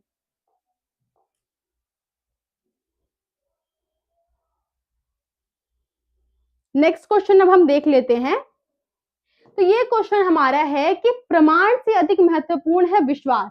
कहानी के आधार पर हमें बताना है। जो ये आपने 4 कहानी लघु कथा सुनी होगी, शेर पहचान जो है, उसमें से ये हमारा शेर जो है उसमें से ये क्वेश्चन लिया गया है कि किस तरीके से जो प्रमाण है उससे भी ज्यादा महत्वपूर्ण विश्वास है। अब यहाँ सबूत की बात नहीं की जा रही है कि सबूत महत्वपूर्ण नहीं है, उससे ज्यादा महत्वपूर्ण क्या है, विकास है, विश्वास है, सॉरी। तो हमें उस बात को यहाँ पे बताना है कि ये किस प्रकार से हमें जो कहानी है, लघु कथा है, उसके आधार पर हमें बताया गया है। तो देख लेते क्या है। लघु कथा शेर से ली गई इस पंक्ति में लेखक ने भोली भाली जनता और धूर्त सत्ता के बारे में हमें बताया है। अब यहाँ हमें सीधे बताने का प्रयास किया जा रहा है कि हमने क्या किया है, राजनीति के बारे में यहाँ बात की जा रही है कि किस प्रकार से जो राजनीति जो हम देखते हैं ना हमारे समाज में राजनीति हो रही है, जो हमारे नेता है, राजनेता है, किस प्रकार से भोली भाली जनता को मूर्ख बनाते हैं। तो उसी बात को हमें यहाँ बताने का प्रयास किया है। लेखक ने यह मानने को तैयार नहीं है कि शेर के मुंह में रोजगार का दफ्तर है, किंतु उसे बार बार यह विश्वास दिलाने का प्रयास किया जाता है कि शेर के मुंह ही सभी सुखों का अंत है। अब क्या है, लेखक जो है जाता है जंगल में देखने के लिए, तो सभी जानवर क्या है, अपने आप ही अपनी मर्जी से शेर के मुंह में जा रहे होते हैं। तो वो कहता है जानवरों को कि वो उसके अंदर, उसको विश्वास नहीं है कि शेर के अंदर क्या है, ऐसा कोई दफ्तर है या ऐसी कोई जगह है। लेकिन जानवर क्या कर रहे हैं, उसको जबरदस्ती विश्वास दिलाने का प्रयास कर रहे हैं कि उसके अंदर ही, उसके मुंह के अंदर ही क्या है, सभी सुखों का रास्ता है। ठीक है, शेर का मुंह हिंसा का प्रतीक है। अब बता रखा है जो शेर का मुंह है एक तरीके से हिंसा का प्रतीक है, हमारी जो राजनीति है उसका प्रतीक है। ठीक है, यह सभी जानवर जानते हैं, किंतु केवल विश्वास दिलाने पर वे स्वेच्छा से मुंह के अंदर जा रहे हैं। सभी लोगों को पता है कि शेर के मुंह के अंदर जाने के बाद क्या है, उनका नुकसान ही होगा। लेकिन जब एक जानवर दूसरे जानवर को विश्वास दिला रहा है, उस वजह से क्या कर रहे हैं, वो अपनी इच्छा अनुसार उस शेर के मुंह में जा रहे हैं। वैसे हमें बता रखा कि किस प्रकार से हम यहाँ पे राजनीतिक दल देखते हैं, नई नई पार्टियों को देखते हैं, हम एक के मुंह से दूसरी पार्टी के बारे में सुनते हैं, एक के मुंह से उसी पार्टी के बारे में सुनते हैं, तो हम क्या करते हैं, उनकी बातों पे विश्वास कर लेते हैं और फिर हम ऐसी सरकार स्थापित कर देते हैं जो शायद हमारे लिए सही नहीं होती है। तो वही बात हमें इसमें बताने की कोशिश जो है वो की गई है। आज का सत्ताधारी एवं राजनीतिक वर्ग भी सर्वप्रथम लोगों का विश्वास हासिल करना चाहता है। आज के बारे में बता रखा है कि किस तरीके से आजकल की जो हमारी राजनीतिक पार्टी है वो किस प्रकार से लोगों के मन से खेल रही है, उनको अपने झांसे के अंदर लेकर आ रही है।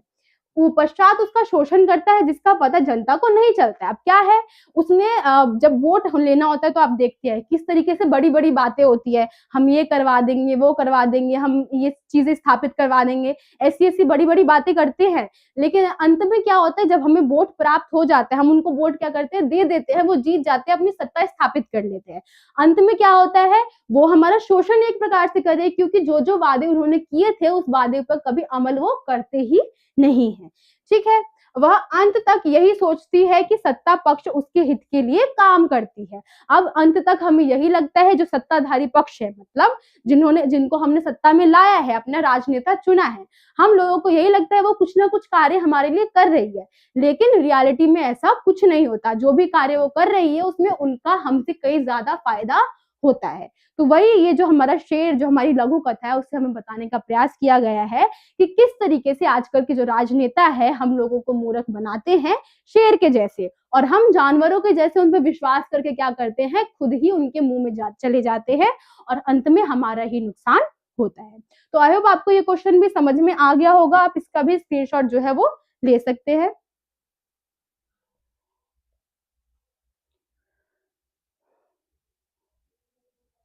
नेक्स्ट क्वेश्चन अब हम देख लेते हैं। नेक्स्ट क्वेश्चन क्या है हमारा, अब यहाँ पे नेक्स्ट जो है पहचान, जो हमारी लघु कथा है उसमें से लिया गया है कि किस प्रकार से जो राजा होता है वो लोगों की पहचान को छीनता है, वो हमें यहाँ बताने का प्रयास किया गया है कि उसके बारे में इसका प्रतिपाद्य, मतलब मूल जो है, इसका जो निष्कर्ष हमें निकलता है वो क्या है। मेनली हमें यहाँ पे ये पूछा गया हमसे इस प्रश्न में। तो क्या है, पहचान कथा का प्रतिपाद्य यह है कि राजा को बहरी, गूंगी और अंधी प्रजा पसंद आती है। अब जो राजा है वो क्या चाहता है, जो बहरी हो, अगर वो उसके बारे में कुछ बोले प्रजा के बारे में तो वो ना सुने, गूंगी हो, कुछ उसको उल्टा जवाब ना दे सके, यही सारी बातें यहाँ पे हमें बताया है कि किस तरीके से उसको ऐसी प्रजा पसंद आ रही है जो कि बहरी है, गूंगी है और अंधी है, जो बिना कुछ बोले, बिना कुछ देखे उसकी आज्ञा का पालन करती है।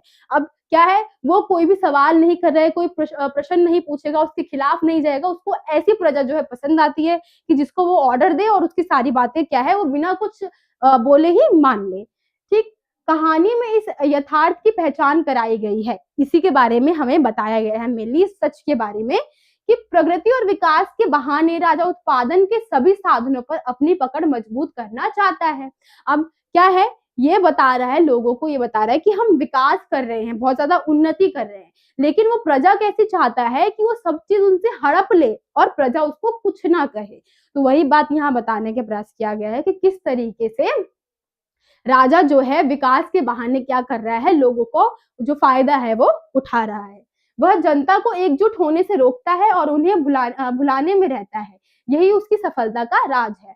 अब बता रखा है राजा राजा किस तरीके से बना हुआ है। अब जनता को क्या है, वो साथ में नहीं आने दे रहा है, कि जनता को जब पता चलेगा कि जो राजा है इतना दुष्ट है, बुरा है, तो उसके खिलाफ प्रश्न करेगी। इस वजह से क्या कर रहा है, वो लोगों को अलग अलग रख रहा है और ऐसी प्रजा को पसंद कर रहा है जो इसके खिलाफ कुछ नहीं बोलते। इस वजह से क्या है, उसको जो सत्ता है वो मिली हुई है।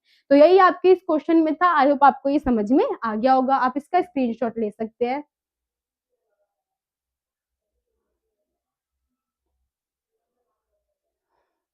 नेक्स्ट क्वेश्चन अब हम देख लेते हैं। नेक्स्ट क्वेश्चन क्या है हमारा, चार हाथ कहानी का प्रतिपाद्य स्पष्ट कीजिए। अब ये चार हाथ जो हमारी कहानी है उसके बारे में, इसका मूल जो है, निष्कर्ष जो है वो हमें बताना है। तो इसकी क्या बात की गई है, यहाँ पे एक व्यापारी की बात की गई है जो किस प्रकार से लालची है और चाहता है कि जो ज्यादा से ज्यादा माल हो, जो है मुनाफा उसका हो, वही यहाँ पे हमें बताना है। तो देख लेते हैं क्या है। चार हाथ कथा पूंजीवादी व्यवस्था में मजदूरों के शोषण को उजागर करती है, कि हम किस प्रकार के आज के टाइम में हम देखते हैं कि मजदूर जो लोग है उसका शोषण किस प्रकार से हो रहा है, वो हमें जो चार हाथ कहानी है इसके माध्यम से पता चलता है। पूंजीवादी भांति भांति के उपाय कर मजदूरों को पंगु बनाते हैं।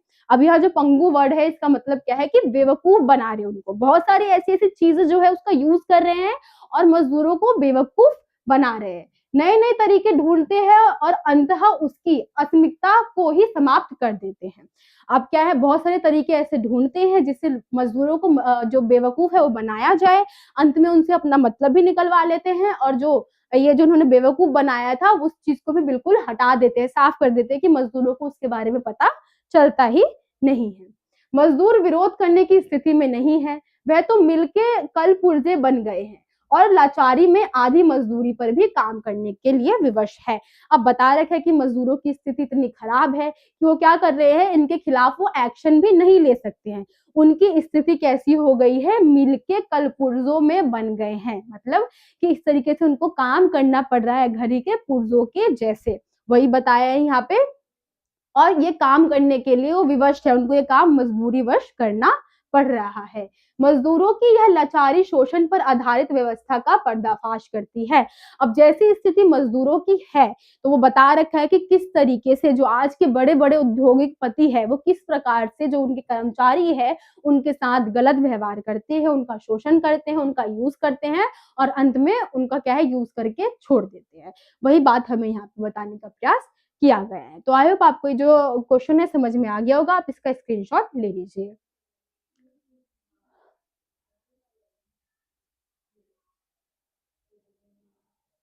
अब नेक्स्ट क्वेश्चन हम देख लेते हैं। क्वेश्चन नंबर 23 क्या है, साझा कथा का प्रतिपाद्य स्पष्ट कीजिए। अब ये जो साझा कहानी हमें इसका मूल जो है वो बताना है। तो क्या है, साझा कथा में उद्योग पर कब्जा जमाने के बाद पूंजीपतियों की नजर किसानों की जमीन और उत्पादनों पर जमी हुई है। ठीक है, अब इसमें बता रखा है कि साझा में क्या है कि उद्योग पर कब्जा जमाने के बाद अब पूंजीपति जो है वो क्या कर रहे हैं, किसानों की जमीन पे अपनी नजर डाल रहे हैं, वहां पे अब वो उत्पाद करना चाहते हैं। ठीक है, वह किसान को साझा खेती करने का लालच देता है और उसकी सारी फसल जो है वो हड़प लेता है।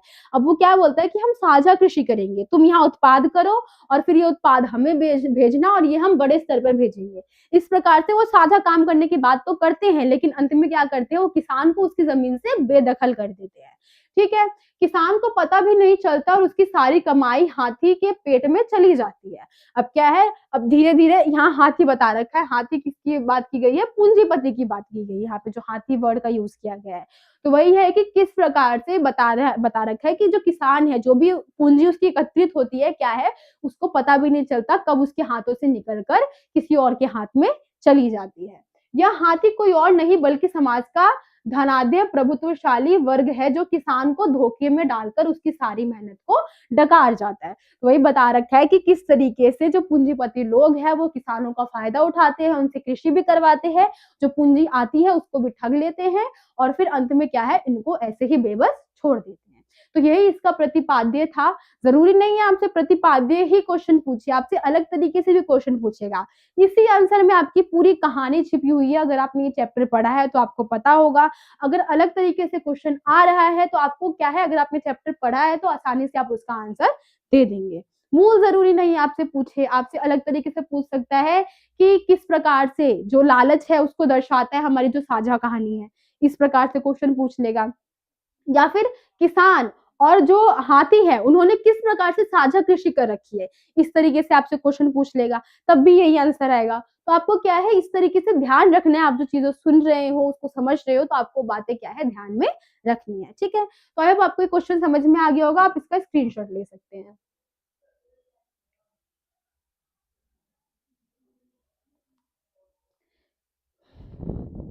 नेक्स्ट क्वेश्चन अब हम देख लेते हैं।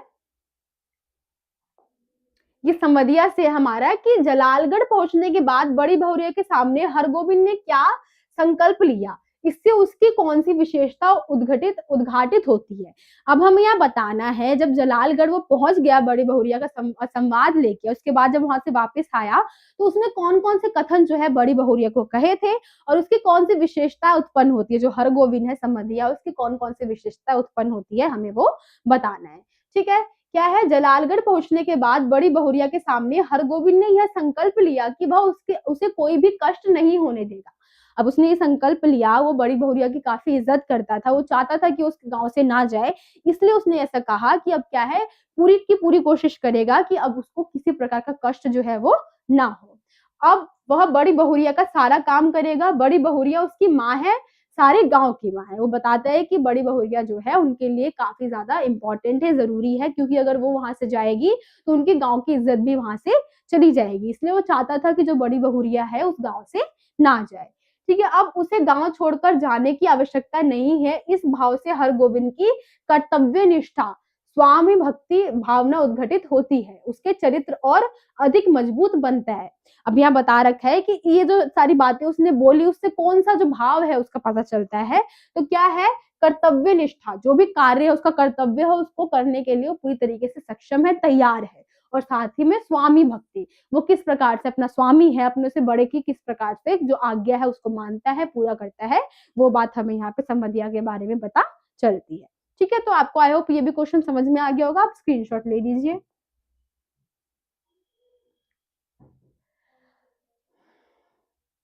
अब जो नेक्स्ट क्वेश्चन है उसको हम देख लेते हैं। तो ये आपका जो घड़ी के पुर्जे है उसमें से लिया गया ये क्वेश्चन। तो क्या है कि लेखक ने धर्म का रहस्य जानने के लिए घड़ी के पुर्जों का ही दृष्टांत क्यों दिया है।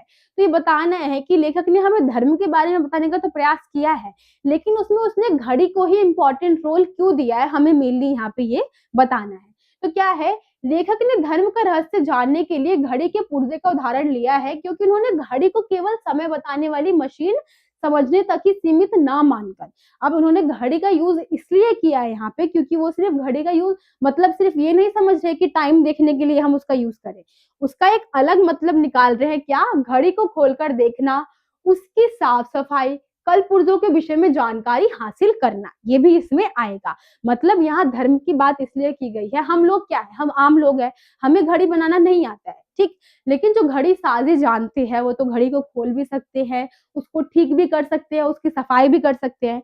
उसी प्रकार से उन्होंने धर्म गुरु के बारे में एक घड़ी का एग्जाम्पल लेते हुए बोला है कि धर्म गुरु क्या करते हैं, खुद को बोलते हैं कि हाँ हमने सारे धर्म की पूरी ग्रंथ जो है वो पढ़ रखी है, लेकिन वो लोगों को उसके बारे में नहीं बताते हैं। तो लेखक वही बोलना चाहते हैं कि कम से कम उन लोगों को मत बताओ जिसको इसके बारे में नहीं पता है, जिन्होंने घड़ी साजी नहीं सीखी है, लेकिन जो इसका इम्तिहान पास करके आए हैं, कम से कम आप उसको तो बता ही सकते हैं इसके बारे में। तो वही यहाँ पे जो लेखक ने है घड़ी का बहुत अच्छा एग्जाम्पल लेते हुए हमें धर्म के बारे में बताने का प्रयास किया है। ठीक है, तो आप इसका स्क्रीनशॉट ले लीजिए।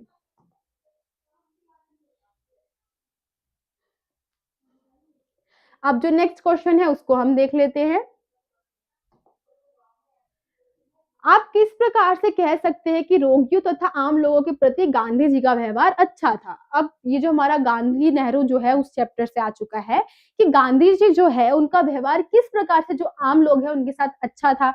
हमें किस पॉइंट पे पता चलता है कि वो लोगों के साथ अच्छा व्यवहार करते हैं, हमें यहाँ पे मेनली वो बताना है। ठीक है, तो देख लेते हैं क्या है। गांधी जी बहुत ही दयालु और सहृदय व्यक्ति है, रोगियों की सेवा करना और अपना धर्म समझते हैं। अब हमें पता चलता है कि जो गांधी जी वो काफी अच्छे हैं, उनका हृदय क्या है, काफी ज्यादा अच्छा है और वो लोगों की मदद भी करना चाहते हैं, उनका वो अपना धर्म समझते हैं लोगों की सेवा करना। बालक के पेट में जब दर्द असहनीय हो उठा, वह सिर्फ बापू को ही बुलाने की बात कर रहा था। अब यहाँ पे एक बालक की बात की गई है जिसके पेट में काफी दर्द हो रहा था, तो वो क्या कर रहा था, वो किसी और से इलाज करवाने के लिए तैयार नहीं था, वो सिर्फ क्या चाहता था कि बापू आए और सिर्फ वो उसका इलाज करे। बापू के स्नेह और सेवा से वह ठीक हो गया। अब बापू जैसे ही आया, उसका स्नेह किया, सेवा किया, वो ठीक हो गया। गांधी जी रोगियों की मनस्थिति को भांपकर उनसे प्रेम का व्यवहार करते थे। अब जैसी रोगियों की मनोस्थिति होती है, मन की दशा होती है, गांधी जी क्या करते थे, उसको तुरंत ही भाप लिया करते थे और उसी प्रकार से उसका उपचार करते थे। जिन रोगियों के पास लोग जाने से कतराते थे, वे उसके पास आ जाते थे और देखभाल करते थे।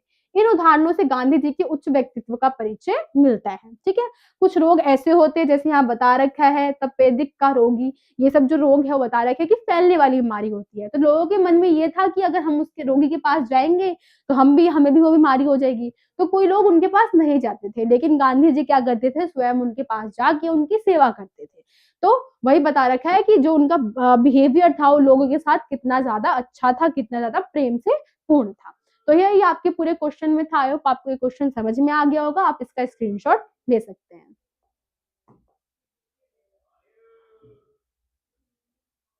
नेक्स्ट क्वेश्चन हम देख लेते हैं इसी चैप्टर से हमारा कि फिलिस्तीन के प्रति भारत का रवैया बहुत ही सौहार्दपूर्ण था।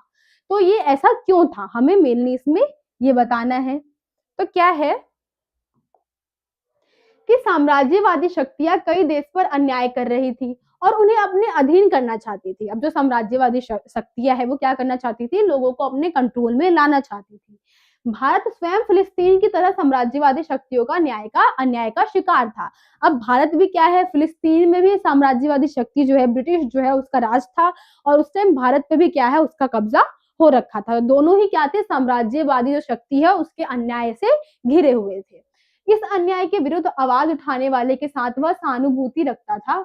भारतवासी फिलिस्तीन के लोगों को सही मानते थे तथा उन्हें भी जो आंदोलन है उसका समर्थन देना चाहते थे। मतलब कि दोनों की सिचुएशन क्या है, एक जैसी थी। तो होता है ना कि जो एक जैसी सिचुएशन में हो तो फ्रेंड बन जाते हैं, तो वैसे क्या है, भारत और फिलिस्तीन भी दोस्त बन चुका था, वही बता रखे यहाँ पे। और क्या है, इन्होंने बहुत सारे आंदोलन भी किए हैं, भारतवासी और फिलिस्तीन ने क्या किया है, मिलकर आंदोलन भी किए हैं और आंदोलन का समर्थन भी किया है।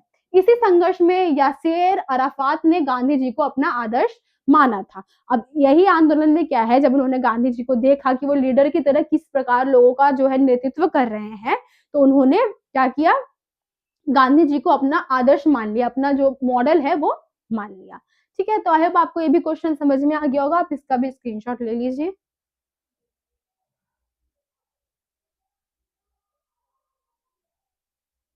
अब जो नेक्स्ट क्वेश्चन है उसको हम देख लेते हैं। बालक की प्रवृत्तियां का गला घोटना अनुचित है। पाठ में ऐसा आभास किन स्थलों पर होता है कि उसकी प्रवृत्तियों का गला घोटा जा रहा है। अब ये बालक बच गया उस चैप्टर से। हमारा क्वेश्चन है कि किस प्रकार से जो बालक है उसकी सिचुएशन ऐसी है, जो राइटर है उसको देख के लग रहा है कि उसकी बहुत सारी इच्छाओं का गला घोटा जा रहा है। तो वही हमें यहाँ पे एक्सप्लेन करना है। तो क्या है, बालक जब वार्षिकोत्सव के मंच पर खड़ा था तब उसका मुंह पौला, आंखें सफेद, दृष्टि भूमि से उठी नहीं थी। अब उसकी स्थिति ऐसे जैसे बीमार बच्चा नहीं होता, आंखें नीचे हो, ऊपर नहीं उठ रही हो, शरीर का कलर अलग हो चुका हो, इस प्रकार से उसकी स्थिति हो रखी थी। जब बालक को इनाम मांगने को कहा गया तब बालक के मुख पर विलक्षण रंगों का परिवर्तन हो रहा था।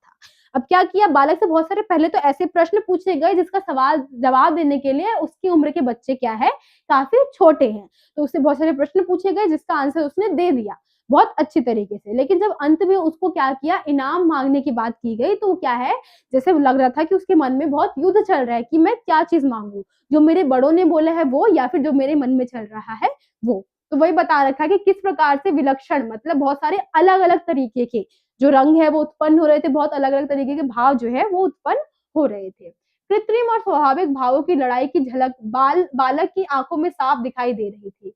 उसकी इस दशा से पता चलता है कि स्वाभाविक प्रवृत्तियों का गला घोटा जा रहा था। अब जिस प्रकार से उसकी स्थिति थी, वो ना बोल पा रहा था ना कुछ कह पा रहा था, तो उसी से पता चलता है कि किस प्रकार से जो उसकी जिंदगी है कितनी मजबूरियों से चल रही है, कि किस प्रकार से जो जो एक बच्चे के मन में चलता है उसका गला जो है वो घोटा जा रहा है। जैसे आपने देखा अंत में बच्चे ने क्या लड्डू मांगा था, तो लेखक को ये काफी अच्छा लगा था कि जो लेखक का बचपन है वो बच चुका है, इसलिए क्या है, इस लघु कथा का नाम बालक बच गया इस प्रकार से रखा गया है। तो आई होप आपको ये भी क्वेश्चन समझ में आ गया होगा, आप इसका स्क्रीनशॉट ले सकते हैं।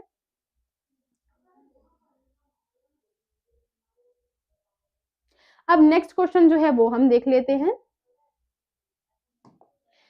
कवि ने चाहत चलन ये संदेशों ले सुजान को बता रखा है। ये लाइन है, ये हमें एक्सप्लेन करनी है कि कवि ने ऐसा क्यों कहा है। तो देखते हैं, कवि की प्रेमिका का नाम सुजान है, वह उससे प्रेम करता है, वह उससे मिलना चाहता है। कवि क्या है, वो प्रेम करता है उससे और उससे मिलना चाहता है, परंतु वह कोई उत्तर नहीं देती है।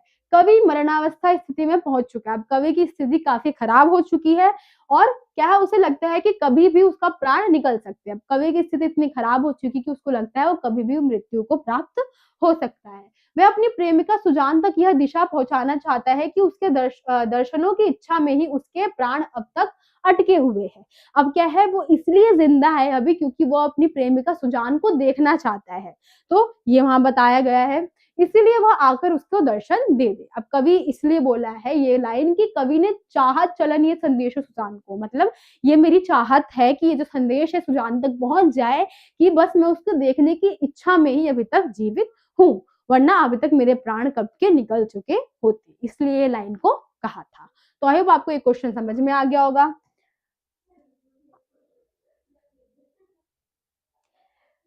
नेक्स्ट क्वेश्चन हम देख लेते हैं कि वसंत आया कविता में कवि की चिंता क्या है, उसका प्रतिपाद्य लिखिए। अब ये वसंत आया कविता में कवि की कौन कौन सी चिंताएं जो है उत्पन्न हो रही है वो हमें मेनली यहाँ बताना है।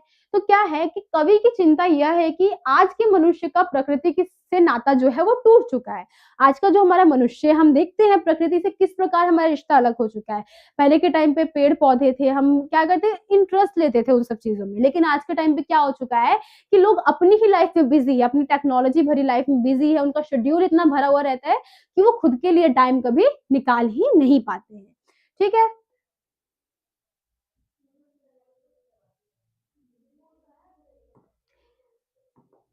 तो क्या है, अब ऋतुओं का आना अनुभव की बजाय कैलेंडर से जाना जाता है।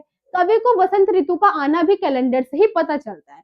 अब वो बता रहे कि अब की सिचुएशन ऐसी हो चुकी है कि अब हम प्रकृति को देखकर, मौसम को देखकर नहीं बता सकते कि कौन सी ऋतु आ रही है। अब हमें कैलेंडर देख के त्योहार के बारे में, ऋतु के बारे में, इन सब के बारे में पता चलता है। हमारी आधुनिक जीवन शैली प्रकृति से प्राप्त होने वाली आनंद से हमें दूर कर दिया है। व्यवस्था के कारण मनुष्य को प्रकृति में होने वाले परिवर्तन का पता ही नहीं चलता है। आजकल का हमारा जीवन इतना वो हो चुका है, हम देख रहे हैं ना, हम इतना बिजी लाइफ जी रहे हैं कि हम क्या करते हैं, अपनी प्रकृति से जुड़ाव जो है वो अब महसूस नहीं करते हैं। वृक्षों से गिरते पत्ते, कलकती कोयल, फूलों के खिलने, शीतल वायु के बहने व पलाश के जंगलों से मानव कोई को कोई भी मतलब नहीं रह गया है। अब प्रकृति की जो चीजें हैं, यहाँ पे सारी जो ये चीजें बता रखी है प्रकृति से जुड़ी हुई है। अब मानव बता रहे हैं कि लेखक जो है कि वो मानव को अब इन सब चीजों से कोई मतलब रह ही नहीं गया है। मानव अब अपने जीवन में पूरी तरीके से जो है उलझ चुका है। तो वही बता रखी है कि किस प्रकार से जो व्यक्ति मानव है उसका प्रकृति के साथ जो संबंध है वो खत्म होता जा रहा है। तो आप इसका स्क्रीनशॉट ले सकते हैं।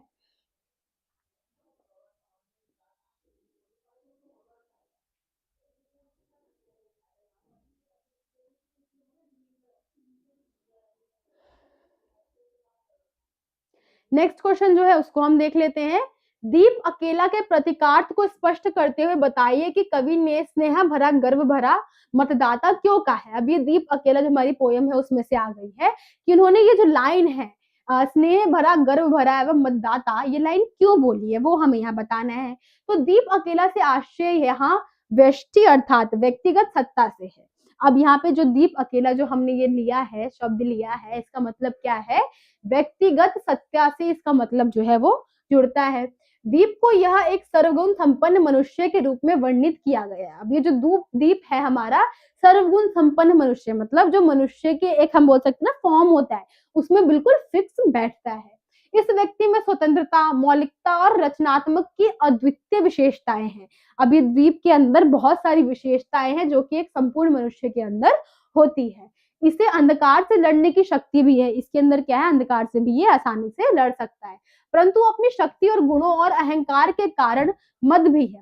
मतलब बता रखा है कि इसके अंदर इतनी शक्तियां है, लेकिन उस शक्तियों के कारण क्या है, उसके अंदर अहंकार भी आ चुका है। तो यही हमें यहाँ पे पता चलता है कि स्नेह भरा भी है, गर्व भरा भी है और मतदाता।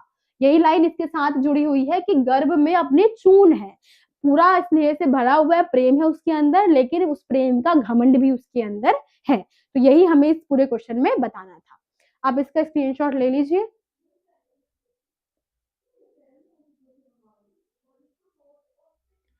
अब नेक्स्ट क्वेश्चन हम देख लेते हैं। यहाँ पे क्या है कि यह द्वीप अकेला पर इसको भी पंक्ति तो दे दो आधार पर हमें व्यष्टि का समष्टि में विलय क्यों और कैसे संभव है, ये बता रखा है इस लाइन में। मतलब ही हमें बताना है कि यह द्वीप अकेला है, इसको पंक्ति तो दे दो, इस लाइन का हमारा क्या जो अर्थ है वो निकल के आता है, वो हमें मेनली यहाँ बताना है।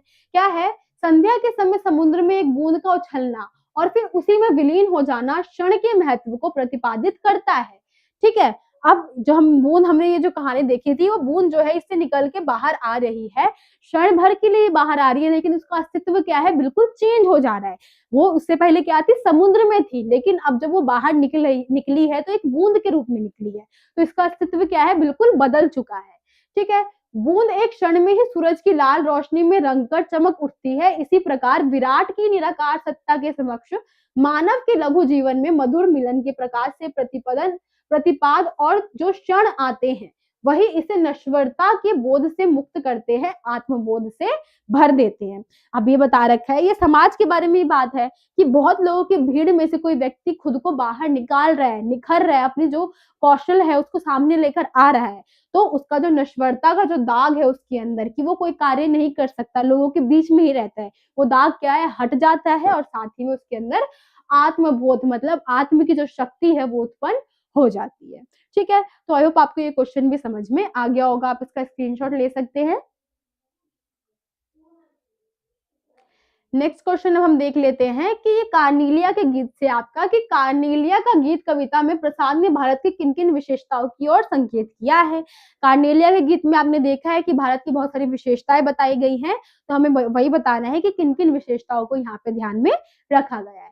क्या है, भारत पर सूर्य की किरण सबसे पहले पहुंचती है, ये एक विशेषता बता रखी है।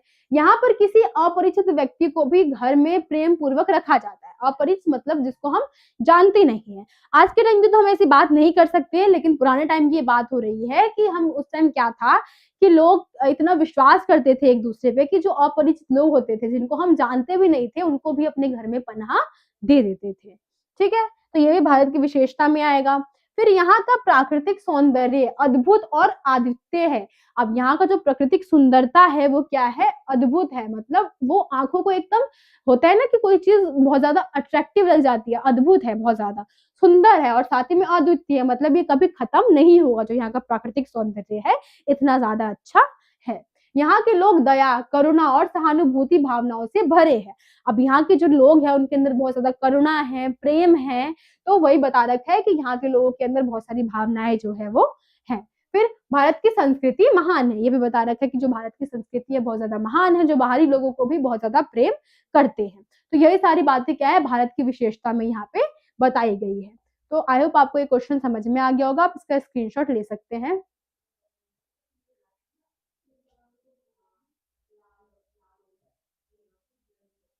अब नेक्स्ट क्वेश्चन हम देख लेते हैं कि उड़ते खग और बरसाती आंखों के बादल में क्या विशेष अर्थ व्यंजित है। तो ये जो उड़ते खग और बरसाती बादल जो शब्द है इसका हमने यूज किया है यहाँ पे, तो उसका क्या अर्थ है ये हमें बताना है। तो क्या है, उड़ते खग में अप्रवासी लोगों का विशेष अर्थ व्यंजित होता है। अब उड़ते खग जो है जो हमारे है अप्रवासी लोग जो कि बाहर से आए हुए हैं, उड़ते खग ऐसे इसका हमने क्या है शब्द का मतलब निकाला है, जो कि अप्रवासी लोग हैं जो कि बाहर से आए हुए हैं। अब कवि के अनुसार जिस देश में बाहर से पक्षी आकर आश्रय लेते हैं वे हमारा देश भारत ही है। मतलब यहाँ पे जो वर्ड यूज किया गया है कि बाहर से जो भी अप्रवासी आकर भारत में शरण ले रहे हैं, जहाँ पे जिस जगह पे शरण ले रहे हैं वो हमारा भारत देश ही है। ठीक है, अर्थात भारत बाहर से आने वाले लोगों को आश्रय देता है। मतलब भारत क्या है, बाहर से आने वाले लोगों को आश्रय भी देता है। भारत लोग को आश्रय ही नहीं देता बल्कि यहाँ आकर उन्हें सुख और शांति भी जो प्राप्त है वो होती है, और यह भारत की विशेषता है। अब लोग क्या है बाहर से आ रहे हैं तो क्या है अपनत्व की भावना भारत के अंदर इतनी ज्यादा है कि उनको क्या है यहाँ पे आके बहुत ज्यादा अच्छा जो है वो लगता है। बरसाती आंखों के बादल, अब इसका मतलब क्या है कि पंक्ति से विशेष अर्थ यह व्यंजित होता है कि भारतीय अनजान लोगों के दुख में भी दुखी हो जाते हैं। अभी बता रखा है कि किस तरीके से भारत के लोग जो है बाहरी लोगों के दुख के बारे में सुनते हैं तो उससे भी दुखी हो जाते हैं, मतलब उनकी भावना को अपने में खुद में महसूस करते हैं। ठीक है, वह दुखी आंखों में आंसू के रूप में निकल पड़ता है। अब वो जो दुख है वो आंखों से आंसू के रूप में निकल जाता है। ठीक है, तो आई होप आपको ये क्वेश्चन भी समझ में आ गया होगा, आप इसका स्क्रीनशॉट ले सकते हैं। फिर हम नेक्स्ट क्वेश्चन देखेंगे। तो यहाँ क्या है, मैंने भ्रमवश जीवन सचिंत मधुकर्णियों की भीख लुटाई। पंक्ति का भाव स्पष्ट करना है हमें यहाँ पे कि ये जो लाइन है इसका क्या अर्थ है, क्या भाव से बोला जा रहा है, हमें ये स्पष्ट करना है। तो क्या है, प्रस्तुत पंक्ति में देवसेना की वेदना का परिचय किया गया है। वेदना यहाँ पे क्या है, दर्द जो है उसका हमें यहाँ पे परिचय है वो करवाया गया है। वह स्कंदगुप्त से प्रेम कर बैठी परंतु स्कंदगुप्त के हृदय में उसके लिए कोई भी स्थान नहीं था। वो एक ऐसे व्यक्ति से प्यार करती थी जो कि उसके लिए मतलब उसको कोई भी इंपॉर्टेंस नहीं देता था। जब देवसेना को इस सत्य का पता चला तो उसे बहुत ही दुख होता है। वह स्कंदगुप्त को छोड़कर चली जाती है।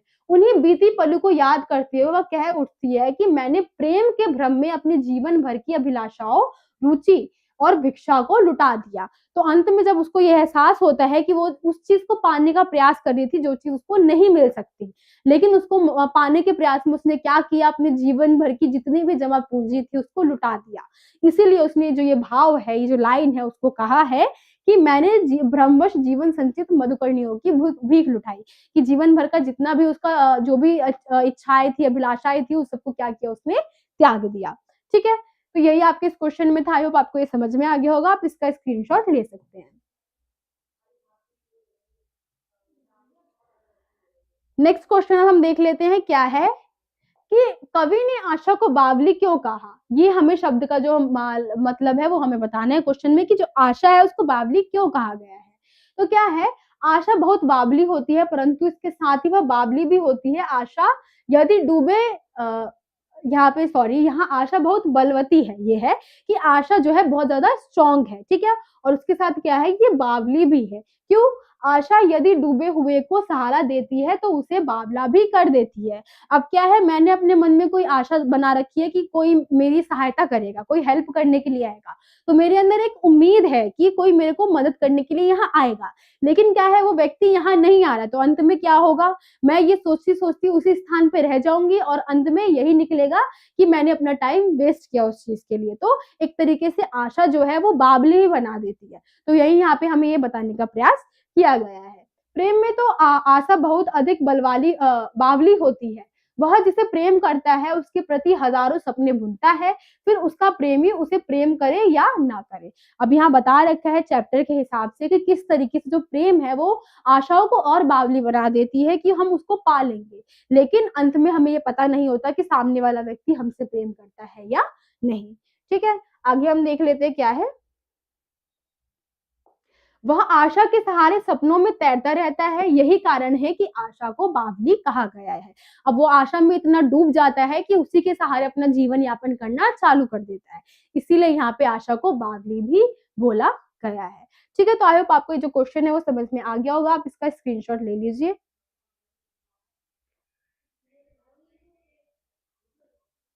अब जो नेक्स्ट क्वेश्चन है उसको हम देख लेते हैं।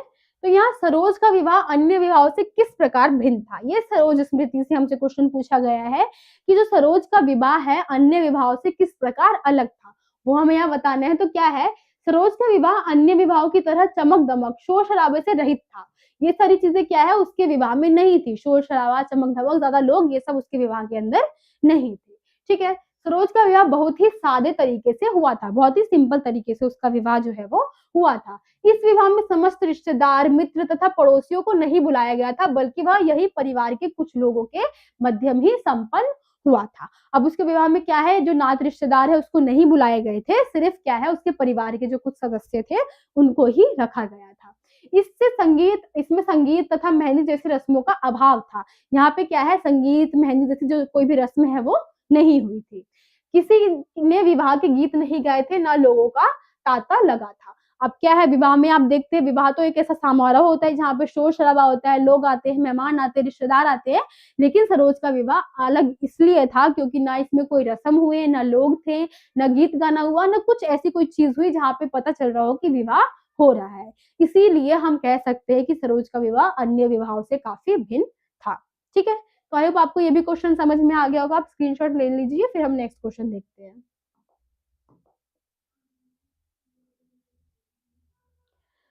तो नेक्स्ट क्वेश्चन है हमारे यहाँ कि खाली कटोरों में बसंत का उतरना से क्या तात्पर्य है। अब ये खाली कटोरे की बात की जा रही है, तो इसमें बसंत आया से हमें ये लिया गया है जो हमारा क्वेश्चन है। तो क्या है कि खाली कटोरे में बसंत का उतरना, इसमें क्या हमें जो अर्थ है वो उत्पन्न होता है। तो यहाँ पे भिखारियों की बात की गई है कि किस प्रकार से भिखारी के कटोरे में बसंत उतर रहा है, हमें ये एक्सप्लेन करना है। तो हम देख लेते क्या है। खाली कटोरे में बसंत का उतरना का आशय है कि भिखारी को भीख मिलने लगी है। ठीक है, अब खाली कटोरे में बसंत आ रही है, मतलब कि भिखारियों को भीख जो है वो प्राप्त हो रही है। इससे पहले उन्हें भीख नसीब नहीं हो रही थी, इससे पहले उन्हें भीख नहीं मिल रही थी। क्यों? क्योंकि गंगा घाटी में भिखारी की भिक्षा उम्मीद पर आंखों बिछाए बैठे हुए थे, लेकिन उन्हें भिक्षा पात्र खाली होते थे। अब क्या है, बसंत आ गया है, लोग पूजा पाठ में बहुत ज्यादा ध्यान देने लग जाएंगे, मंदिरों में आने लग जाएंगे। तो इसीलिए बोला गया है कि जो भिखारी है उनके कटोरे में बसंत उतर गया है। लेकिन इससे पहले की बात की जा रही है, उससे पहले क्या था, भिखारियों के कटोरे बिल्कुल खाली थे, जिससे हमें पता चलता है कि लोग क्या थे उस टाइम मंदिरों में उतना आगमन जो है वो नहीं करते थे। ठीक है, अचानक घाट पर भीड़ बढ़ने लगी, लोगों ने उन्हें भिक्षा दे रहे थे। अब क्या है, घाट पर भीड़ बढ़ने लगी बसंत के आने से, और लोग क्या है भिखारियों को भिक्षा देने लग गए। भिक्षा मिलने में उनके खाने पीने संबंधित चिंताएं कुछ समय के लिए समाप्त हो गई और उनके मुख पर प्रसन्नता दिखाई देने लगी। कुछ टाइम के लिए, जब जैसे बसंत आया है तो बहुत सारे त्योहार भी आते हैं, तो लोग मंदिरों में जाते हैं।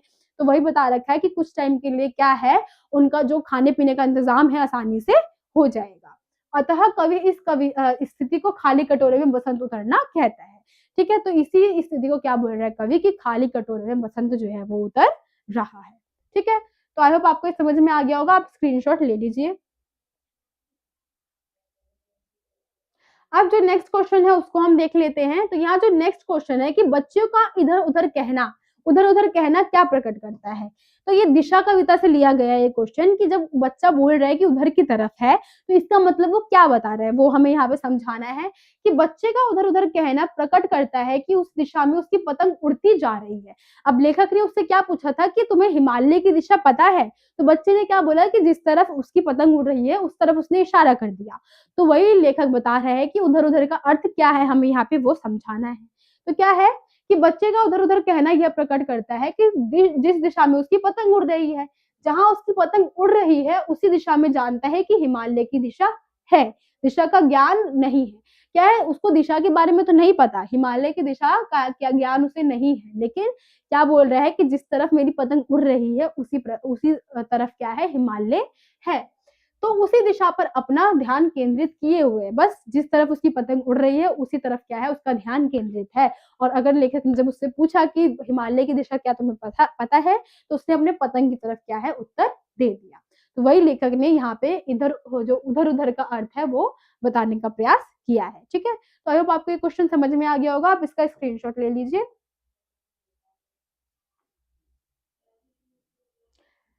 नेक्स्ट क्वेश्चन अब देख लेते हैं। ये हमारा वही भरत राम का जो है उसमें से लिया गया है। तो ये क्या है कि गीतावली से संकलित पद राघो एक बार फिर आवो में निहित करुणा और संदेश को अपने शब्दों में स्पष्ट कीजिए। अब ये जो लाइन है, राघो एक बार फिर आवो, मतलब राघव जो राम जो है एक बार फिर से आ जाओ। तो हमें क्या है, इस लाइन का जो भाव है वो स्पष्ट करना है कि इसमें आखिर क्या मतलब से ये जो लाइन है वो दी गई है। तो क्या है कि प्रस्तुत पंक्ति में माता कौशल्य का दुख और पुत्र वियोग सृष्टि गोचर होता है। अब माता कौशल्या क्या है, राम जी के जाने से बिल्कुल टूट चुकी है, तो वही यहाँ पे हमें बताया गया है। माता कौशल्या राम के वन जाने से बहुत दुखी है, वह अपने पुत्र राम को वापस आने का निवेदन करती है। अब क्या है, जो माता कौशल्या है काफी दुखी हो चुकी है राम जी के जाने की वजह से, तो वो किसी प्रकार से निवेदन कर रही है कि वो वापस क्या है, मेरे पास आ जाए। कौशल्या का यह निवेदन अपने लिए नहीं बल्कि राम के घोड़ों के लिए। अब यहाँ पे जो तुलसीदास है वो बताते हैं कि बात तो वो खुद की कर रही है, लेकिन यहाँ पे क्या है, घोड़ों का नाम लेके बोल रही है कि तुम्हारे घोड़े वो तुम्हें काफी याद कर रहे हैं, तो तुम्हें उनके लिए वापस आ जाना चाहिए। ठीक है, राम का घोड़ा उनके जाने से बहुत दुखी है, वह भरत की देखभाल के बाद भी कमजोर होता जा रहा है। कौशल्या माता उसका दुख नहीं देखा जाता, वह घोड़े का विरह भली प्रकार से समझ पा रही है। अब क्या है, वो बता रही है कि किस प्रकार से उसके घोड़े जो है भरत जी के सेवा करने के बाद भी बहुत ज्यादा क्या है, खराब होते जा रहे हैं, उनकी स्थिति काफी खराब होती जा रही है। तो माता कौशल्या कह रही है कि एक बार मेरे लिए ना सही, अपने इन प्रिय घोड़ों के लिए ही आ जाओ, जिनकी सेवा तुम करते थे और ये हमेशा हंसते खेलते रहते थे। लेकिन भरत की इतनी सेवा जितनी तुम करते थे, उससे 100 गुना ज्यादा सेवा करने के बाद भी इनकी स्थिति क्या है, धीरे धीरे खराब होती जा रही है। तो यही भाव हमें इसमें स्पष्ट करवाया गया है। तो आई होप आपको ये क्वेश्चन समझ में आ गया होगा। आप इसका स्क्रीनशॉट ले लीजिए।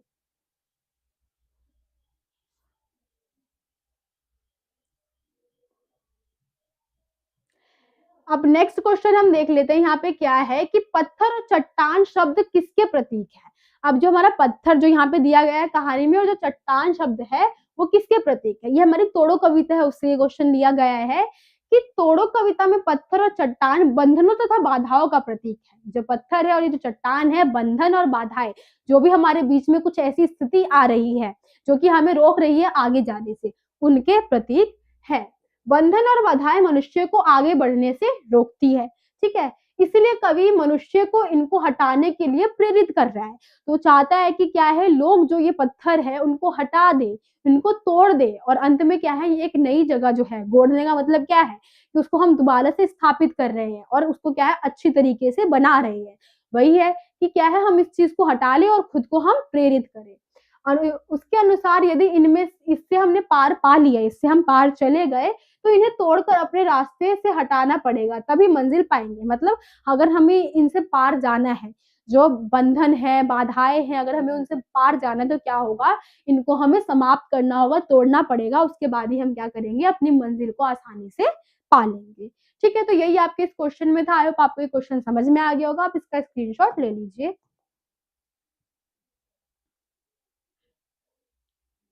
अब जो नेक्स्ट क्वेश्चन है उसको हम देख लेते हैं।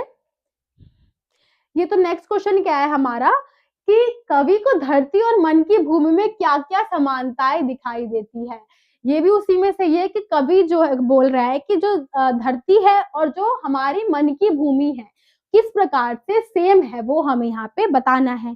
तो क्या है कि धरती में मिट्टी विद्यमान होती है, उसमें पत्थर और चट्टाने व्याप्त होते हैं, वह बंजर हो जाती है। अब ये क्या है, हमें भूमि जो ये रियल भूमि होती है उसके बारे में बता रखा है कि अगर वहां पे क्या है, मिट्टी है, चट्टाने हैं, सब कुछ मिक्स है, तो क्या होगा, वो भूमि बंजर हो जाएगी।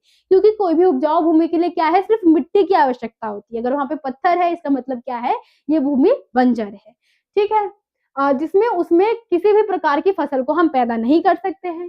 इसी प्रकार मन की भूमि बंधनों और बाधाओं के कारण बंजर हो जाती है। अर्थात बंधन और बाधाएं उसकी सृजन शक्ति को कमजोर कर देते हैं। अब जो बंधन और बाधाएं हैं, जो हम रिश्ते हम सोचते हैं, या फिर कुछ ऐसी सिचुएशन जो होती है, जैसे हम कोई भी काम करना चाहते हैं लेकिन उसके लिए हमारे पास पैसे नहीं है, तो एक बाधा ही होगी। या फिर हम कोई काम करना चाहते हैं, हमारे पास पैसे भी है लेकिन क्या है, वो पेरेंट्स हमें मना कर रहे हैं कि तुम ये काम करोगे तो हम क्या है, ये समाज में हमारा अच्छा इंप्रेशन नहीं पड़ेगा। तो क्या है, वही किस प्रकार से बंधन और बाधाएं जो है, जो एक व्यक्ति को सफल बनाने में रोकती है। तो उसी की बात यहाँ पे क्या है, लेखक ने की है कि दोनों भूमि, जो धरती की भूमि है और इंसान के मन की भूमि है, एक तरीके से समान ही है। उसको क्या है, हमें आगे बढ़ाने के लिए उसकी सफाई करनी पड़ेगी। तो वही हमें यहाँ पे बताने का प्रयास किया गया है। तो आई होप आपको ये भी क्वेश्चन समझ में आ गया होगा। आप इसका स्क्रीनशॉट ले लीजिए। नेक्स्ट क्वेश्चन हम देख लेते हैं, क्या है यहाँ पे कि बसंत के आगमन की सूचना कवि को किस प्रकार आती है। अब ये बसंत आया हमारा पोयम है, उससे लिया गया है कि क्या है, कवि फुटपाथ पर चलते हुए प्रकृति में आए परिवर्तन को देखता है, तब उसे ज्ञात होता है कि बसंत आ गया है। अब कवि क्या कर रहा है, चल रहा है रास्ते में, तो उसने देखा कि आसपास क्या है, काफी चेंजेस, प्रकृति में चेंज उसको नजर आ रहे हैं। तब उसको पता चला कि बसंत जो है वो आ चुका है। उसे चिड़िया के फूक, पेड़ों से गिरते पीले पत्ते तथा गुनगुनी ताजा हवा बसंत के आगमन की सूचना देती है। प्रकृति में हुए परिवर्तन उसे बसंत आने का आभास कराते हैं तथा घर पर जाकर कैलेंडर देखता है और इस बात का क्या है, पूर्ण रूप से पुष्टि करता है। अब लेखक परिवर्तन तो देख रहा है लेकिन अंत में क्या है, उसको घर पे जाके कैलेंडर देखना पड़ा। किस लिए? ये जानने के लिए कि बसंत सचमुच में आया है या नहीं आया है। ठीक है, तो आई होप आपको जो क्वेश्चन है वो समझ में आ गया होगा। नेक्स्ट क्वेश्चन अब हम देख लेते हैं। ये आपका लास्ट क्वेश्चन है। ठीक है, कोई 6 बजे सुबह फिरकी सी आई चली गई, पंक्ति में निहित भाव स्पष्ट हमें करना है कि कोई ऐसी हवा है, ये भी इसी चैप्टर से बसंत आया से ही है कि कोई ऐसी हवा आई है, छोटी सी फिरकी ली है और फिरकी लेकर चली गई है। तो इसके भाव को हमें स्पष्ट करना है। क्या है, बसंत आने से पहले वायु में अधिक ठंडक विद्यमान होती है, इसमें मनुष्य सिहर उठता है। अब बसंत आने से पहले क्या है, मौसम थोड़ा ठंडा हो जाता है, तो वही ठंडी ठंडी जो हवाएं है वो चलने लग जाती है, वही बताया गया है। परंतु बसंत आगमन के साथ वह हवा गुनगुनी हो जाती है, मानो कोई युवती गर्म पानी से स्नान करके आई हो। अब बसंत से पहले हवा ठंडी है लेकिन बसंत आने के बाद क्या है, हवा में थोड़ा परिवर्तन हो जाता है और हवा थोड़ी गर्म होने लगती है। यही हवा फिरकी की भांति गोल गोल घूमती है और अचानक रुक जाती है। तो क्या है, ये जो लाइन है, फिरकी सी आई है, ये किसके लिए, हवा के लिए यूज किया गया है। इसमें सिहरन पैदा करने वाली ठंडक विद्यमान नहीं होती है, ज्यादा ठंडी ये हवा नहीं होती है। बसंत की हवा में ठंडक समाप्त हो जाती है और गर्माहट हृदय को आनंदित करती है। तो ऐसी स्थिति होती है उस टाइम, ऐसा वातावरण जो होता है कि हवाएं क्या है, गर्म लगती है और वो काफी अच्छी लगती है, हमारे जो हम बोल सकते हैं भाव को, मन को काफी ज्यादा पसंद करती है। ठीक है, तो यही आपके सारे मोस्ट इंपॉर्टेंट क्वेश्चन आंसर थे आपकी अंतरा और अंतराल बुक से। आई होप आप एंड तक इस वीडियो में बने रहे होंगे, क्योंकि स्टार्टिंग में ही मैंने बता दिया था ये वीडियो आपके लिए काफी ज्यादा यूजफुल रहने वाला है। और कमेंट करके जरूर बताइएगा आपको मेरे एक्सप्लेन करने का तरीका कैसे लगा। मिलते हैं आपसे अगली वीडियो में, जब तक के लिए थैंक यू और कल के एग्जाम के लिए ऑल द बेस्ट।